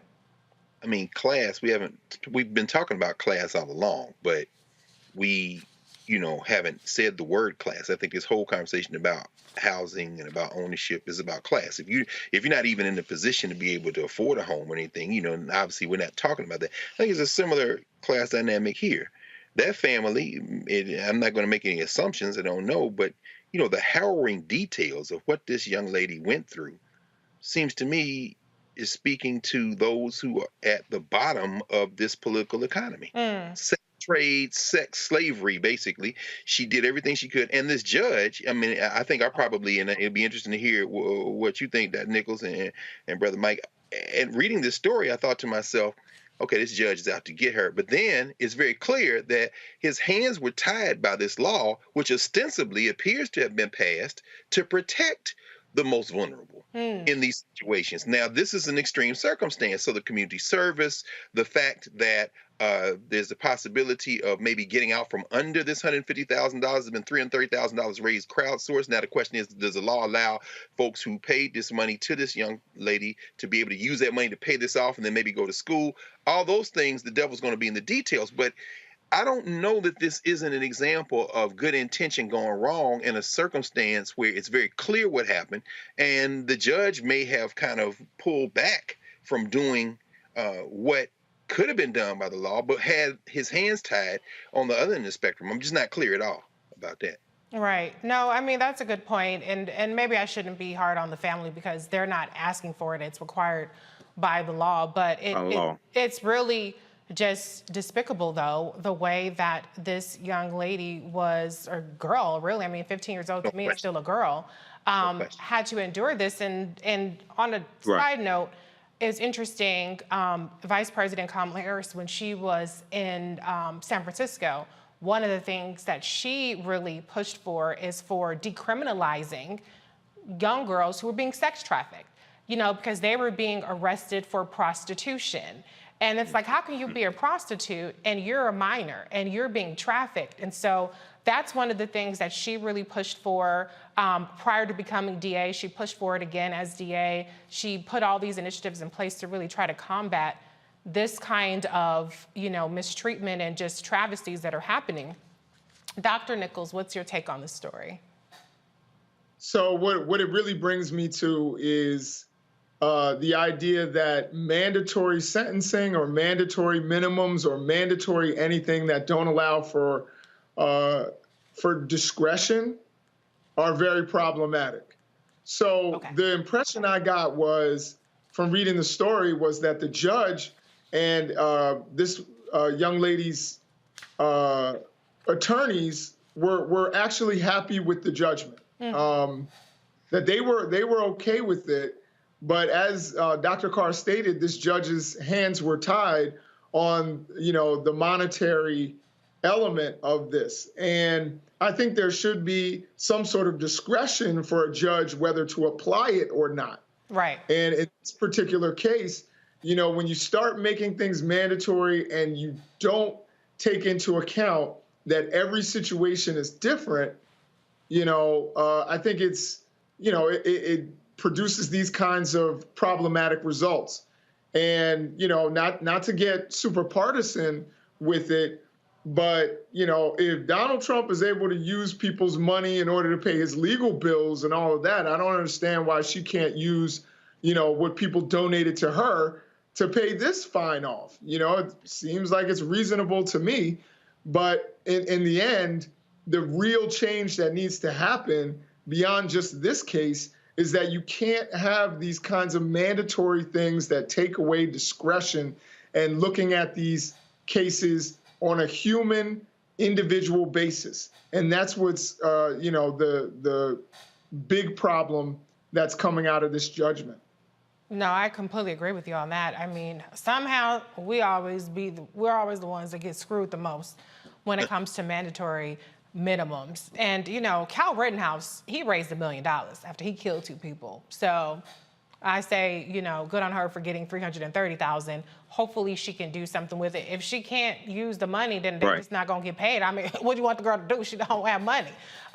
So I don't know what's going to happen. And I don't know, maybe it might work in her favor if she can't use this money to pay it back, because then she gets to keep all of it. And, you know, maybe she gets a job, making a couple bucks, and, you know, pays 10%, or I don't know. I'm not trying to speculate on what the arrangement would be. But, Michael, you get the last word on this one. Yeah, you know, this is one of those cases where you have mandatory laws and it's not like one size fits all. We do see here that the Iowa law requires the court to sentence offenders to pay at least $150,000 in restitution if they kill another person. So the judge made the restitution the bare minimum, which is $150,000 also, plus more than $4,000 in civil penalties. At least she wasn't sent to prison. Okay. Right. At least she wasn't sent to prison. So, but you know, with crowdfunding, different crowdfunding platforms have their own policies of if you can like raise money, like if you have pled guilty to a crime or convicted of a crime or something like that. So we'll have to look at the what the GoFundMe guidelines are on this. Hopefully she can keep the money, but we'll have to see on this one. Yeah, well, I think if there's one bright spot, it's that she does not have to do actual jail time for being a victim and fighting back, because hey, like, what did he say in Time to Kill? Yes, he deserved to die, and I hope he burns in hell. I know that's going to be controversial. Y'all can drag me. I don't care. No. Like you said, Reese, I mean, the mental health care that she probably needs after being a victim of sex trafficking. Right. So if there's one thing, mental care. Yep. The 200 hours of community service. Okay, I guess I'm okay with that, but I think it should be 200 hours of therapy for her as a victim, so that she can continue with her life and be a productive member of society, and maybe even help other girls who go through these things. Absolutely. I know we're going a little long here, but Doc, just to follow up on that, the judge did say he was trying to put her in a position to share her story, and he encouraged her to do that. And again, I mean, I'm glad you mentioned that, Reese, about, you know, those efforts that Kamala Harris engaged in California. This is far too common. We all know that. This is where most of our people are. So many, D.C., Baltimore, Philly, as you say, Richmond, Virginia. You go to some of these places, and, you know, I was shocked. Even I lived in Philly for 17 years. You know, you go out, you in front of a high school. I mean, hell, R. Kelly just got sentenced again. Part of it is you trolling in front of the high schools. You think these young people just hanging out. What you don't see is these pimps are around the corner. They got these girls on the stroll in front of the school. I'm saying this is the tragedy we're facing. And so if she is able to use this platform, as you say, with all the counseling, all the support, tell your story, sis, because there's a lot of people out here. This is not an outlier. This is not an outlier, and this has to stop. I mean, it reminded me of Centoria Brown. You know, I was very simple case. Yeah, absolutely. Well, we're going to pray for her, Piper. We're going to pray for you and your recovery and your growth going forward. And I just hope that she's all right. I hope that she's all right, as much as she can be. But we're going to move on ahead to the next story. California Governor Gavin Newsom launches a billboard campaign in several red states promoting access to abortion in California. Newsom tweeted this earlier today. Just launched billboards in 7 of the most restrictive anti-abortion states that explain how women can access care, no matter where they live, to any woman seeking an abortion. In these anti-freedom states, California will defend your right to make decisions about your own health. Here's the billboard. Well, I just have to say, I know that a lot of people, anytime a white man does anything fabulous, they want to say, oh, run for president. Don't run for president. Go ahead and do a good job as governor. But I do want to see more of this fighting spirit trying to shake the table a little bit, because, I've been seeing polling coming out this week about Republicans closing in on Democrats in states that they had been, Democrats have been polling pretty positively. You have Herschel Walker down in Georgia, who wants to ban abortion with no exceptions. And by no exceptions, that means including the life of a mother. And he was asked about that, and he clarified, and he said, in my mind, there are no exceptions. And you have North Carolina, Justice Sherry Beasley is going up against Congressman Ted Budd. He's another one that wants abortion banned with no exceptions. And then you have Marco Rubio, who wants abortion banned with only the exception being for the life of the mother, but not for rape and incest victims. And so we have in governor's races and Senate races throughout the country, these Republicans are not fucking around when it comes to this abortion stuff. In Wisconsin, we have a situation, or they have a situation where in 1849, let me say this, the year 1849, an abortion bill or abortion law is going to be triggered to go into effect in Wisconsin if the governor does not stop that. So Wisconsin Governor Tony Evers, he's a Democrat, he's fighting this bill, but his opponent, who's polling very closely, Tim Michaels wants to ban abortion. And so just wrap your head around the concept of an 1849, this was before the Emancipation Proclamation, bill determining what women can do with their bodies in a state in 2022.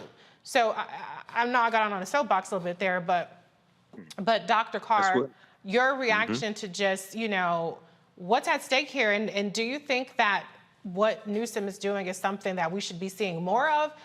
What do you think? Well, Reese, I think we all know Gavin Newsom is running for president. The only question is when. Yeah, well, yeah.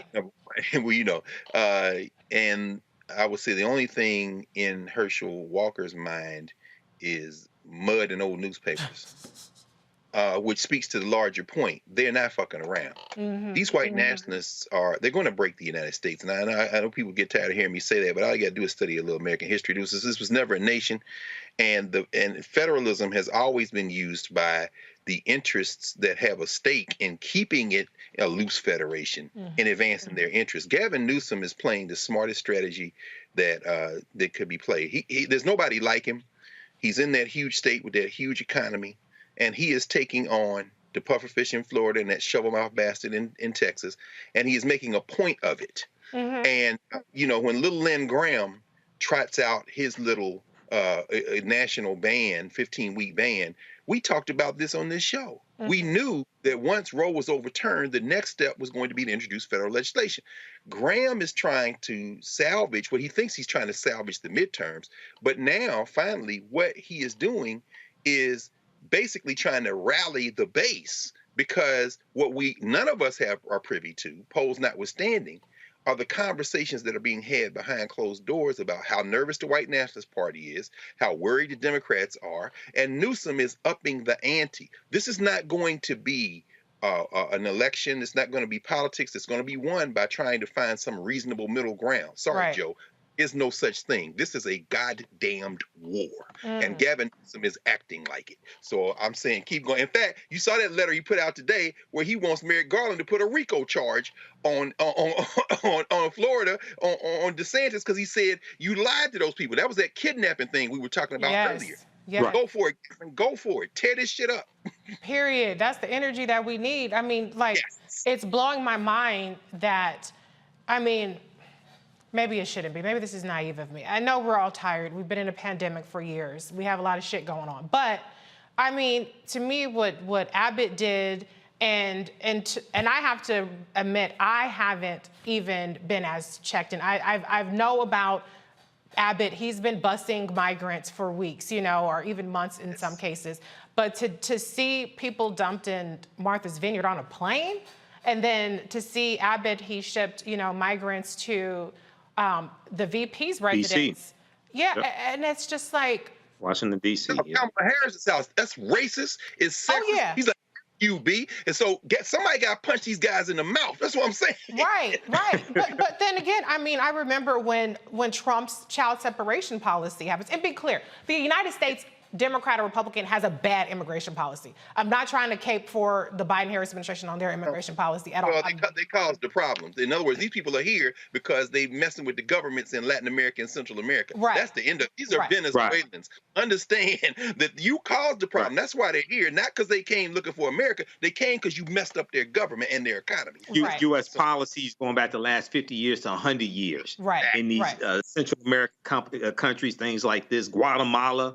When the CIA overthrew the Guatemalan government in 1954, democratically elected Guatemalan government. Yep. Where you go? And go back to what I was saying in the previous segment. A lot of these countries, they were conquered by Spain. They were conquered under Christopher Columbus, and then Guyana. That was a British colony. Okay. Which that was one of the countries. You know, 100. You know, actually about 1952. A little more than 25% of the world population was under British rule. So these are victims of colonization. These are victims of white supremacy. So Abbott and DeSantis, they are continuing this 500 years of white supremacy. They're continuing this. They're in that tradition. Yeah. We have to take them out of power. That's why voting is so important. Absolutely. But just when Trump did it, and this is where I was going, when Trump did it, with the child separation, people were out in the streets. People were protesting. This was like outrage. And we're just not seeing it this time. And I think this is just as appalling. Why do you think that is? Why do you think that is, Reese?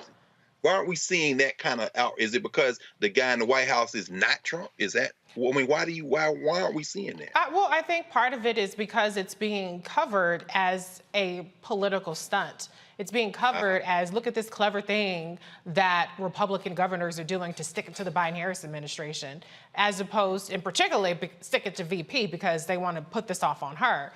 But these are human beings. And so when you look at that, and you look at Abbott, who is leaving no stone unturned. I mean, when he's not shipping off migrants to D.C. or to Chicago, Texas has now banned abortion. They had a trigger law. A lot of attention was paid to SB 8, which led to the Supreme Court case.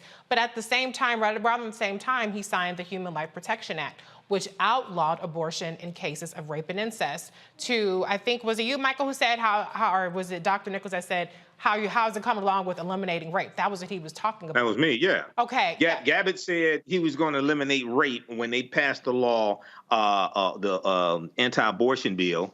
He said they need to focus on eliminating rape. I haven't heard anything else about that. Right. Well, abortion is now outlawed in Texas. Including in cases of rape and incest. The only case that you can get an abortion is if you have a medical emergency. We're not talking about a 6-week ban. We're not talking about a 12-week ban. We're talking about outlawed, period. So what Gavin Newsom is doing, and Dr. Nichols, I'll give you the last comment on this. I need people to understand this is the opening salvo for what we're going to see from Republicans if they are allowed to just kind of slip away and slip under the radar with destroying a constitutional right that women have enjoyed, I want to say enjoy, but women have had the right to for 50 years. So Dr. Nichols, what's you get to close us out on this. Man, I got a lot that I want to get off my chest here. It's funny, DeSantis sent those Venezuelans to Massachusetts. Something tells me he wouldn't do that with Cubans. I think he would avoid putting Cubans on those planes. They would get all the dry foot, advantages that, and they'd be political refugees. But again, and this shows you the kind of hypocrisy here. If you're saying Cuba is some sort of communist dictatorship, then you all of a sudden don't have the same empathy for Venezuela, which again, I don't want to get in on socialism and all of that, but you notice even from their narrative, it doesn't make sense. And he wouldn't do it because it would be political suicide. Right. To put little Elian Gonzalez on a plane to Martha's Vineyard. It wouldn't happen. They'd find a home for him in Miami or in somewhere in the state of Florida. Now, as far as Gavin Newsom, I agree with everybody. He clearly has larger political ambition. We'll see when that actually takes place. I think he started puffing his chest out a little bit after surviving that recall, which was a joke anyway, but he started doing that. And, he has those political ambitions, but what he's doing is showing chutzpah, and I think it is really important. And lastly, as far as Herschel Walker is concerned, he believes in children being born, and then he can abandon them later and allow for them, to fend for themselves later. He wants them to be born, but he'll look the other way when they actually come up and say, "Hey, Dad." So I think that there are a ton of issues here. I think the people need to be more vigilant. And, again, Gavin Newsom can stick his chest out when you have a $100 million surplus in your state and you're doing pretty well. So, I think I like what he's doing. I think he should keep doing it. And, the reparations thing kind of got me even more on his side. Right. So I think he's making some good decisions. Hey, you got to give the man credit. He has political talent, but he also has political luck, too, and good fortune being in California. Right. So, it's a combination of both, but you have to use power when you have it. You have to use it when you have it. Hey, Reese, just very quickly, 10 seconds. Everybody needs to pay attention to what California, the Reparations Task Force, is doing in that 500-page study that they put out, because it deals with the history across the country. They driving it in a ditch with that lineage-based thing, man. We got to talk about that. No, I understand that. I understand that. And they're trying to skirt around the law. They're trying to get around the law. I understand that. But I'm talking about the history that they lay out of racism against that's what I'm talking about, against African Americans and all throughout history. That's what that study documents. Okay. So when we deal with reparations, we're dealing with repairing the damage, not just 246 years of slavery, but what happened after slavery ended, and these laws and policies that are still being put in place today that are still hurting us. You got to that's the generation of reparations that has to take place. But I totally agree with you, because Camila Moore was on the show and explained the whole thing with that. So I totally I understand that. It's indefensible. But I heard you say on history, no question. Yeah, absolutely. Well, maybe put it in a meme, people will take it and run with it, as opposed to 500 pages. Because ain't nobody reading 500 pages. Get Cardi B to do a TikTok video. Get Cardi B and Megan Thee Stallion do a TikTok video. To your point, Reese, that's why that billboard you showed is so effective. Gavin Newsom know what he's doing. Oh yeah. We need more of that energy, because the stakes are just really too high. And I don't know, maybe Republicans are smart. They say, okay, we go after women. Nobody gives a damn, because I'm not going to get an abortion. I can't have kids. I ain't taking care of my kids, even if I do have them. Not talking about anybody specifically. I'm just saying. But the reality... Dr. Nichols is like, I said what I said. But just what we're seeing is deconstructing citizenship. What we've been seeing. They've already done it with our right to vote. They've already done it with diluting the votes that we do have. They're doing it with women and our ability to choose. Contraception is next. Right. The LGBTQ community is next. Education is already on the chopping block, because these Republicans, while they're sitting up there and they're doing CRT and parental rights, what they're doing is defunding the public education system. So that's going to, even if a lot of black people like school vouchers, I ain't judging, but ultimately, I just don't trust any Republican plan, because anytime they got a plan to do something, it's some behind that's a little sketchy. So whatever that we can do to effectively message what's happening, then I think we need to do that. But we're going to head to a break. Roland Martin Unfiltered. We'll be right back right here on the Black Star Network.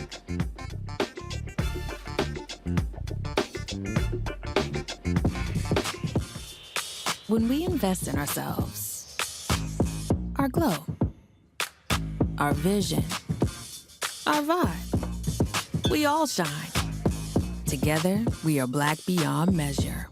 Can you believe the nerve of these Republicans? They only want to block progress for our community. They talk about cutting Medicare and Social Security.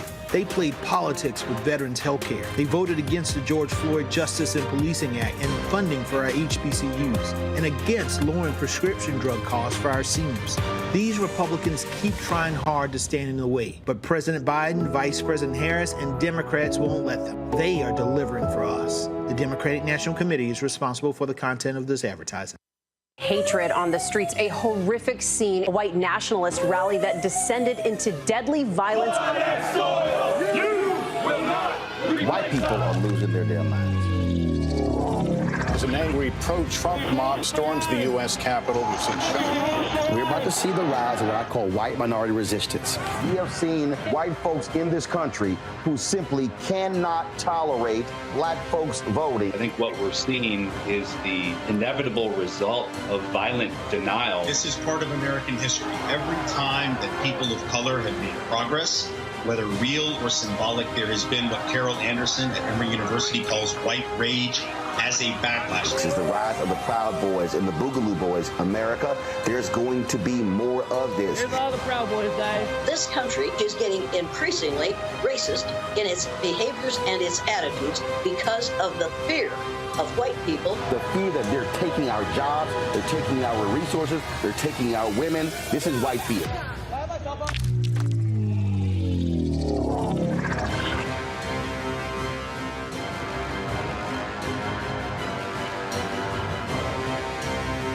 Black TV does matter, dang it. Hey, what's up, y'all? It's your boy Jacob Lattimore, and you're now watching Roland Martin right now. Yee.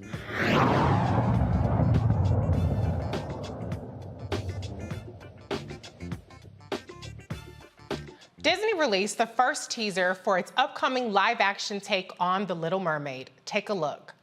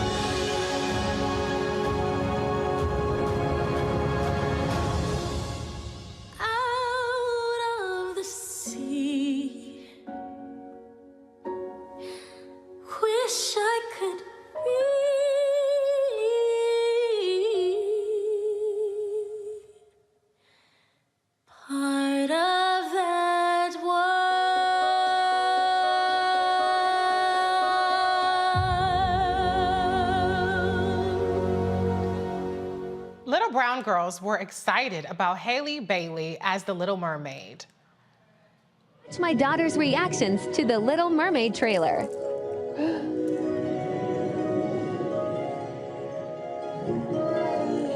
Look.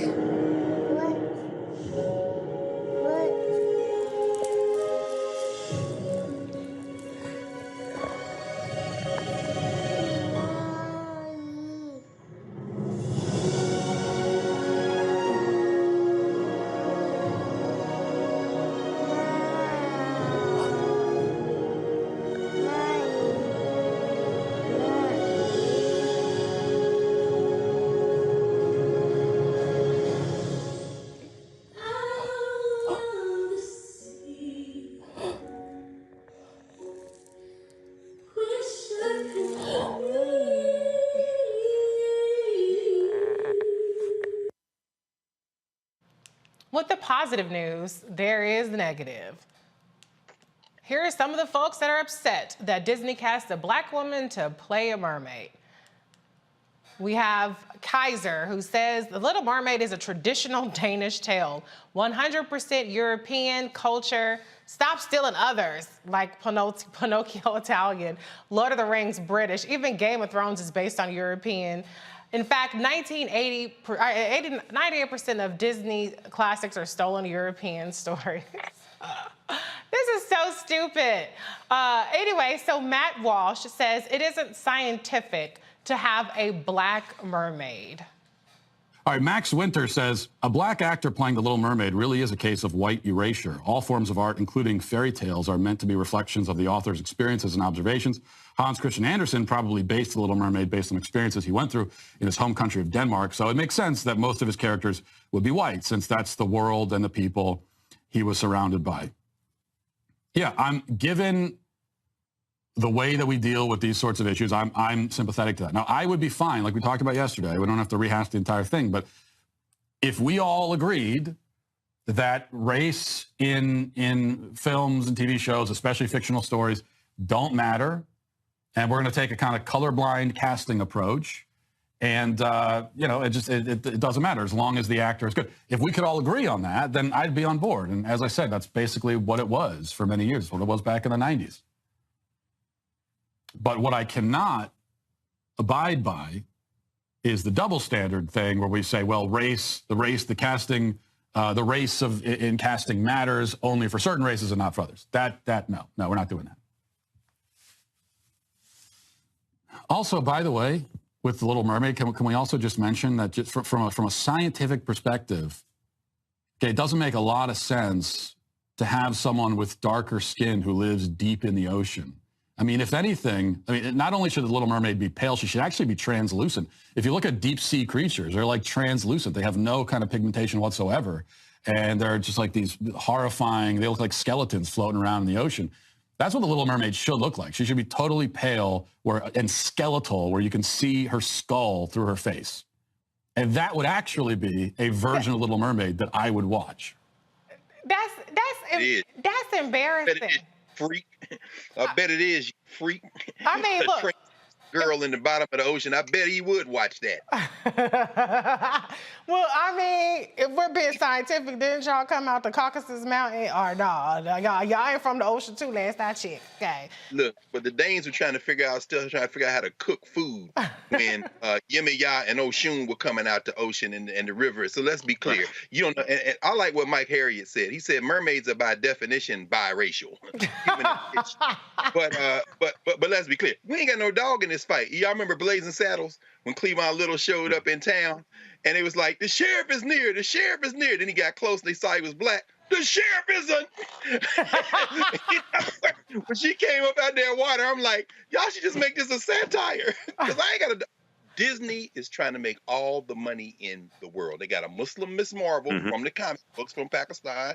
They're gonna make Namor the Submariner Latinx when everybody who reads the comics knows he is white as the sheet. Shang-Chi is Chinese. His Shuri may be the Black Panther, may not be the Black Panther. And they're gonna put this Israeli girl in the new Captain America and is setting off bells over there with the Palestinians.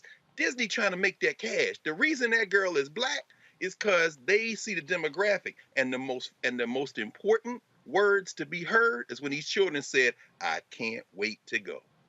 Oh yeah, that's right. I mean, that's all Disney care about. So the mermaid is here.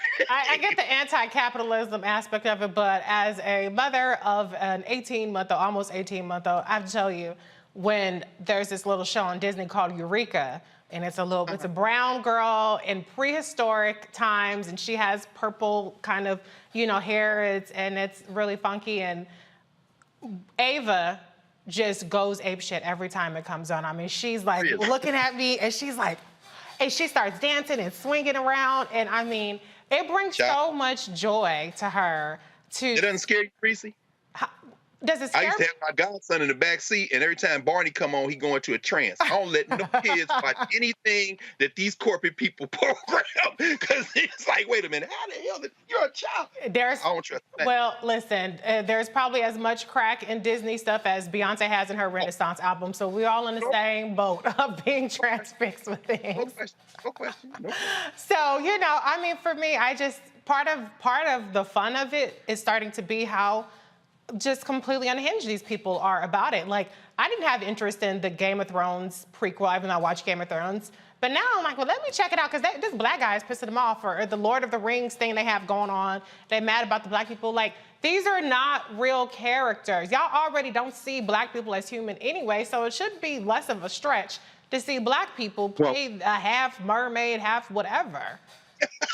Well, yeah, with the Lord of the Rings and these other fictitious science fiction things like this. First of all, they act like they never heard of the African Moors that went all throughout Europe, intermixed into the European population and changed the complexion of many Europeans. Number one. Number two, I remember back in 2015 on the History Channel, they had a series called Barbarians Rising. And it dealt with like 700 years of invasions of the Roman Empire. And the first episode dealt with Hannibal Barca, Hannibal of Carthage, and the Carthaginians and the Punic Wars. And they portrayed Hannibal as an African, which he was. The Carthaginians, descendants of the Phoenicians. And some white people lost their minds. And it wasn't a brother like you had to look there and look at him for 5 minutes and listen to the tonality of his voice to determine if he was African descent. No, Nicholas Pinnock, you can look at that brother. That's a brother right there with a thick black beard, okay? So they were correct. A lot of white people lost their minds. This ties into white fear. This ties into Roland's book. Yeah. They're seeing these demographic changes here in the country, and not all white people, but these people that voted for Trump. They see these demographic changes in the country, and they can't handle it. And then they go to their escape. They go to their escape, which is science fiction. They go to their escape, which is a Disney movie, and then Negroes in the Disney movie. They're gonna have an Andy Griffith marathon because there's no black people in Mayberry. They keep trying to go to their escapes, right? And we keep popping up. So. And then you look at the YouTube, the trailer on YouTube has 1.5 million dislikes, things like this. So a lot of these people have just totally lost their minds. You know, they just totally lost their minds. So look at I'm sorry, look at it though.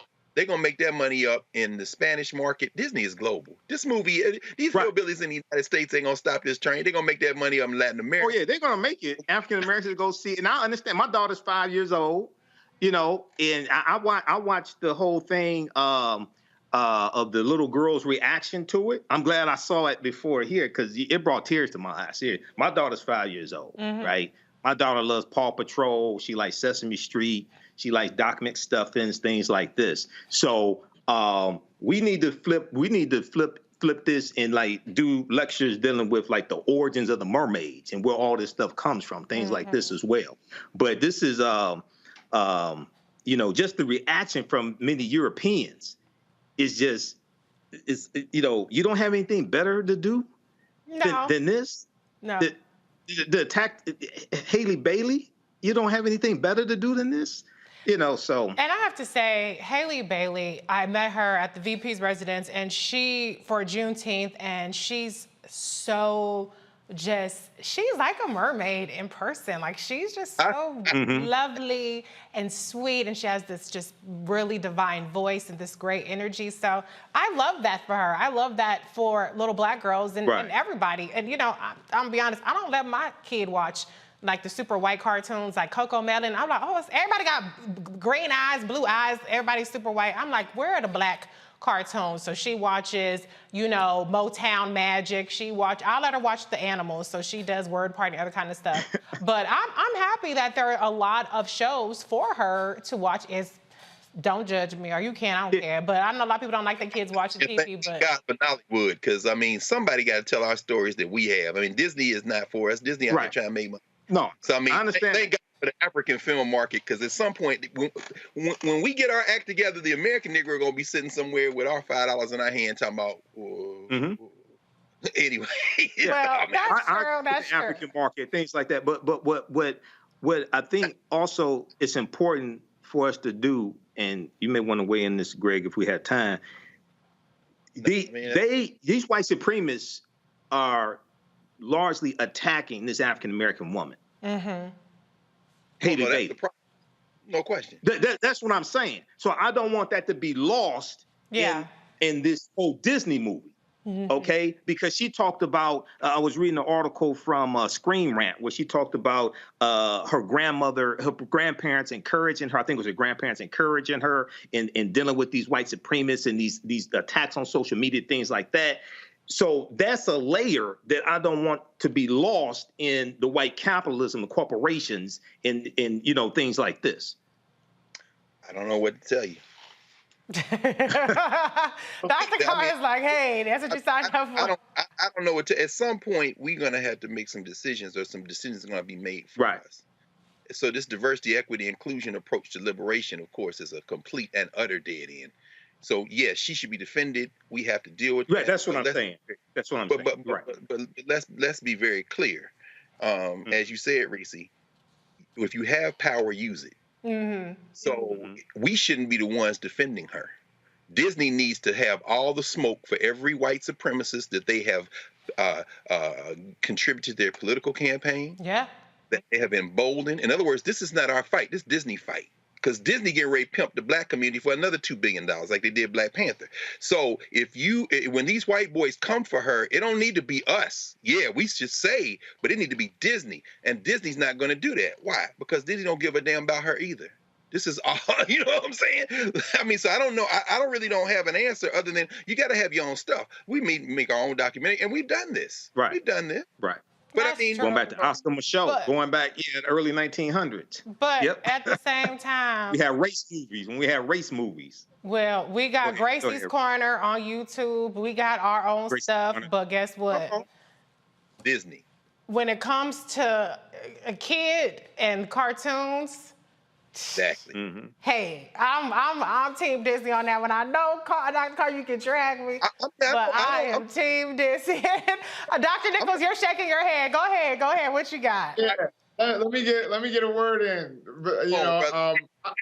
I have a 3-year-old myself, and I understand my 3-year-old loves Peppa Pig. So she's sitting around here walking around talking like a British person. So I will say this.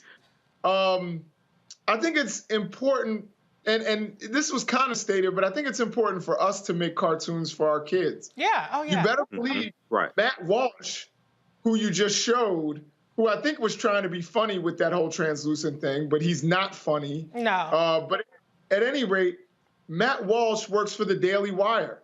The Daily Wire White wants to get supremacists. out of political content and get into cultural stuff. They want to make movies.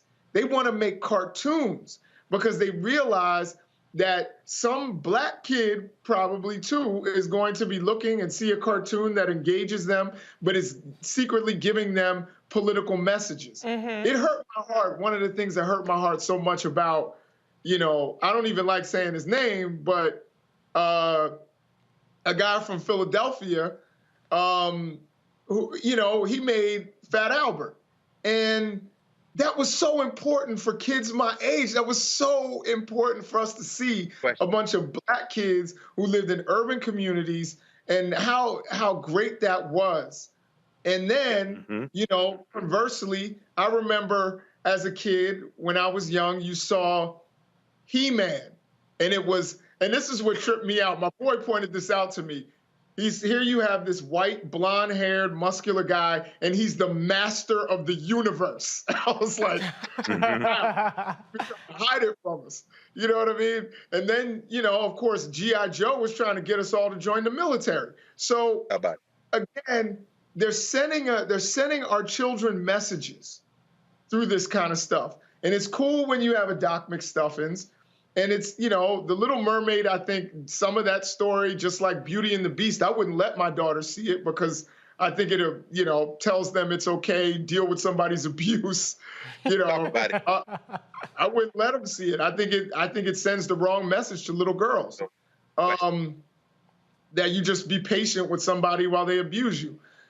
I think it's important for us to make the kinds of stories we want to see instead of advocating and saying, hey, big capitalist white company, please please show me, please take the same recycled story that we've seen 100 million times and do it over again, rather than when we've got so many great black children's authors who could, their stories could be made into cartoons, and you can't even tell me that you need a big corporation. My kids used to watch this guy named Blippi. I don't know if you've ever seen him. Yeah, I've heard of him.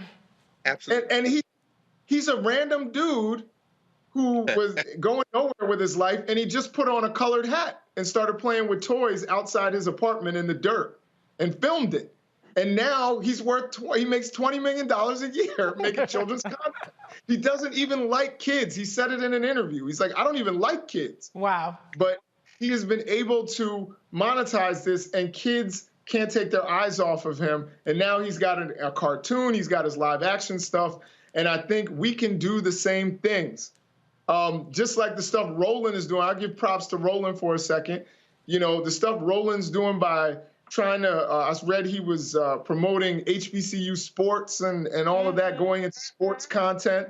I want him to hire me because I have the best sports commentary in the world. I'm always right. But I think that we need to expand into children's material, because guess what? That's when they're trying to get our kids when they're young and give them subtle messages, about what they want from us. Yes, right. Turn mommy water loose. Let them Negroes from the Caribbean and West Africa. Ain't no mermaids in the African women been in the water since the beginning of water. And that's a whole different story. That whole weak woman, princess, that's how you end up with Queen Elizabeth dead, and the Star of Africa in her scepter, the largest diamond in the world. In other words, that whole women are weak. the whole cultural model is anti-human. It's not even good for white people. So nah, you're right. I agree with you, Doc. I don't know about letting any children look at this patriarchal stuff. The Little Mermaid. And just very quickly, when you look at the origin of a lot of these stories we tell our children, Cinderella, Snow White, King Midas, Rumpelstiltskin, things like this, they originate in England. Okay, so they orientate our children to kings and queens and Europeans being in power, Europeans being in control. And to murder. Humpty Dumpty and Humpty Dumpty is about a plot against the king. Rockabye Baby is about killing the next heir. In the treetop, the baby, down will come cradle baby and all. In other words, these people talking about murder and it's all in their children's stories. And of course, our children's stories had a violent nature to them, and they were toned down. And then they were brought here, and then they were toned down and fed to the children, but we feed it to our children. You know, I needed another mom on this panel with me because I'm outnumbered here. I'm the only one. No, we're not beating up on you. No. I'm just saying. Listen. I guess I'm the unserious one because I can't wait for this, and I love Hallie. But let me close it out with this tweet, which I thought was hilarious. It says, "So after all the Africans y'all threw in the ocean, y'all surprised a mermaid is black?"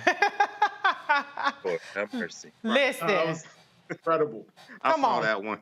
Come on, we got to keep the same energy. Y'all want us, what we doing? But fellas, it's been so much fun with you all. Thank you for sticking around a little bit longer and waiting for the show to start. I'm sorry, I was a little late. No problem. But Dr. Jason. Good to see you, Greg. Good to see you. Yeah, good to see you. Good to see you too, man. And good to see you, Doc. Oh, you know what, Reese? You say with a black woman in the chair, we have to remember those 6 children in September the 15th, 1963, who lost their lives. The 4 little girls at Birmingham in 16th Street Baptist Church, and the 2 black boys that were killed, one by a cop and another by a racist in the streets of Birmingham today. So, with a black woman here, it's fitting you're in that chair on the day that those 4 little girls lost their lives. The anniversary was 59th, I think, in a year anniversary.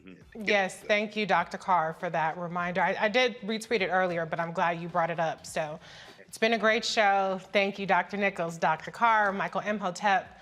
I'm Reese Colbert, signing off for Roland Martin Unfiltered on the Black Star Network. Go cop my books if you're out there. They on Amazon. I know we anti-capitalist, but my books are on Amazon, okay? Good night, y'all. Holla.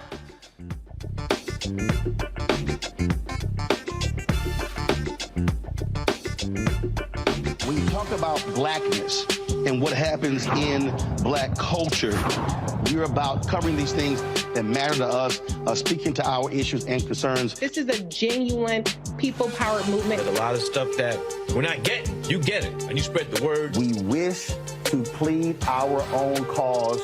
Too long have others spoken for us. We cannot tell our own story if we can't pay for it. This is about covering us. Invest in black-owned media. Your dollars matter. We don't have to keep asking them to cover our stuff. So please support us in what we do, folks. We want to hit 2,000 people, $50 this month, raise $100,000. We're behind 100,000, so we want to hit that. Y'all money makes this possible. Check some money orders. Go to P.O. Box 57196, Washington, D.C. 20037-0196. The Cash App is $RM Unfiltered. PayPal is R Martin Unfiltered. Venmo is RM Unfiltered. Zelle is Roland at RolandSMartin.com.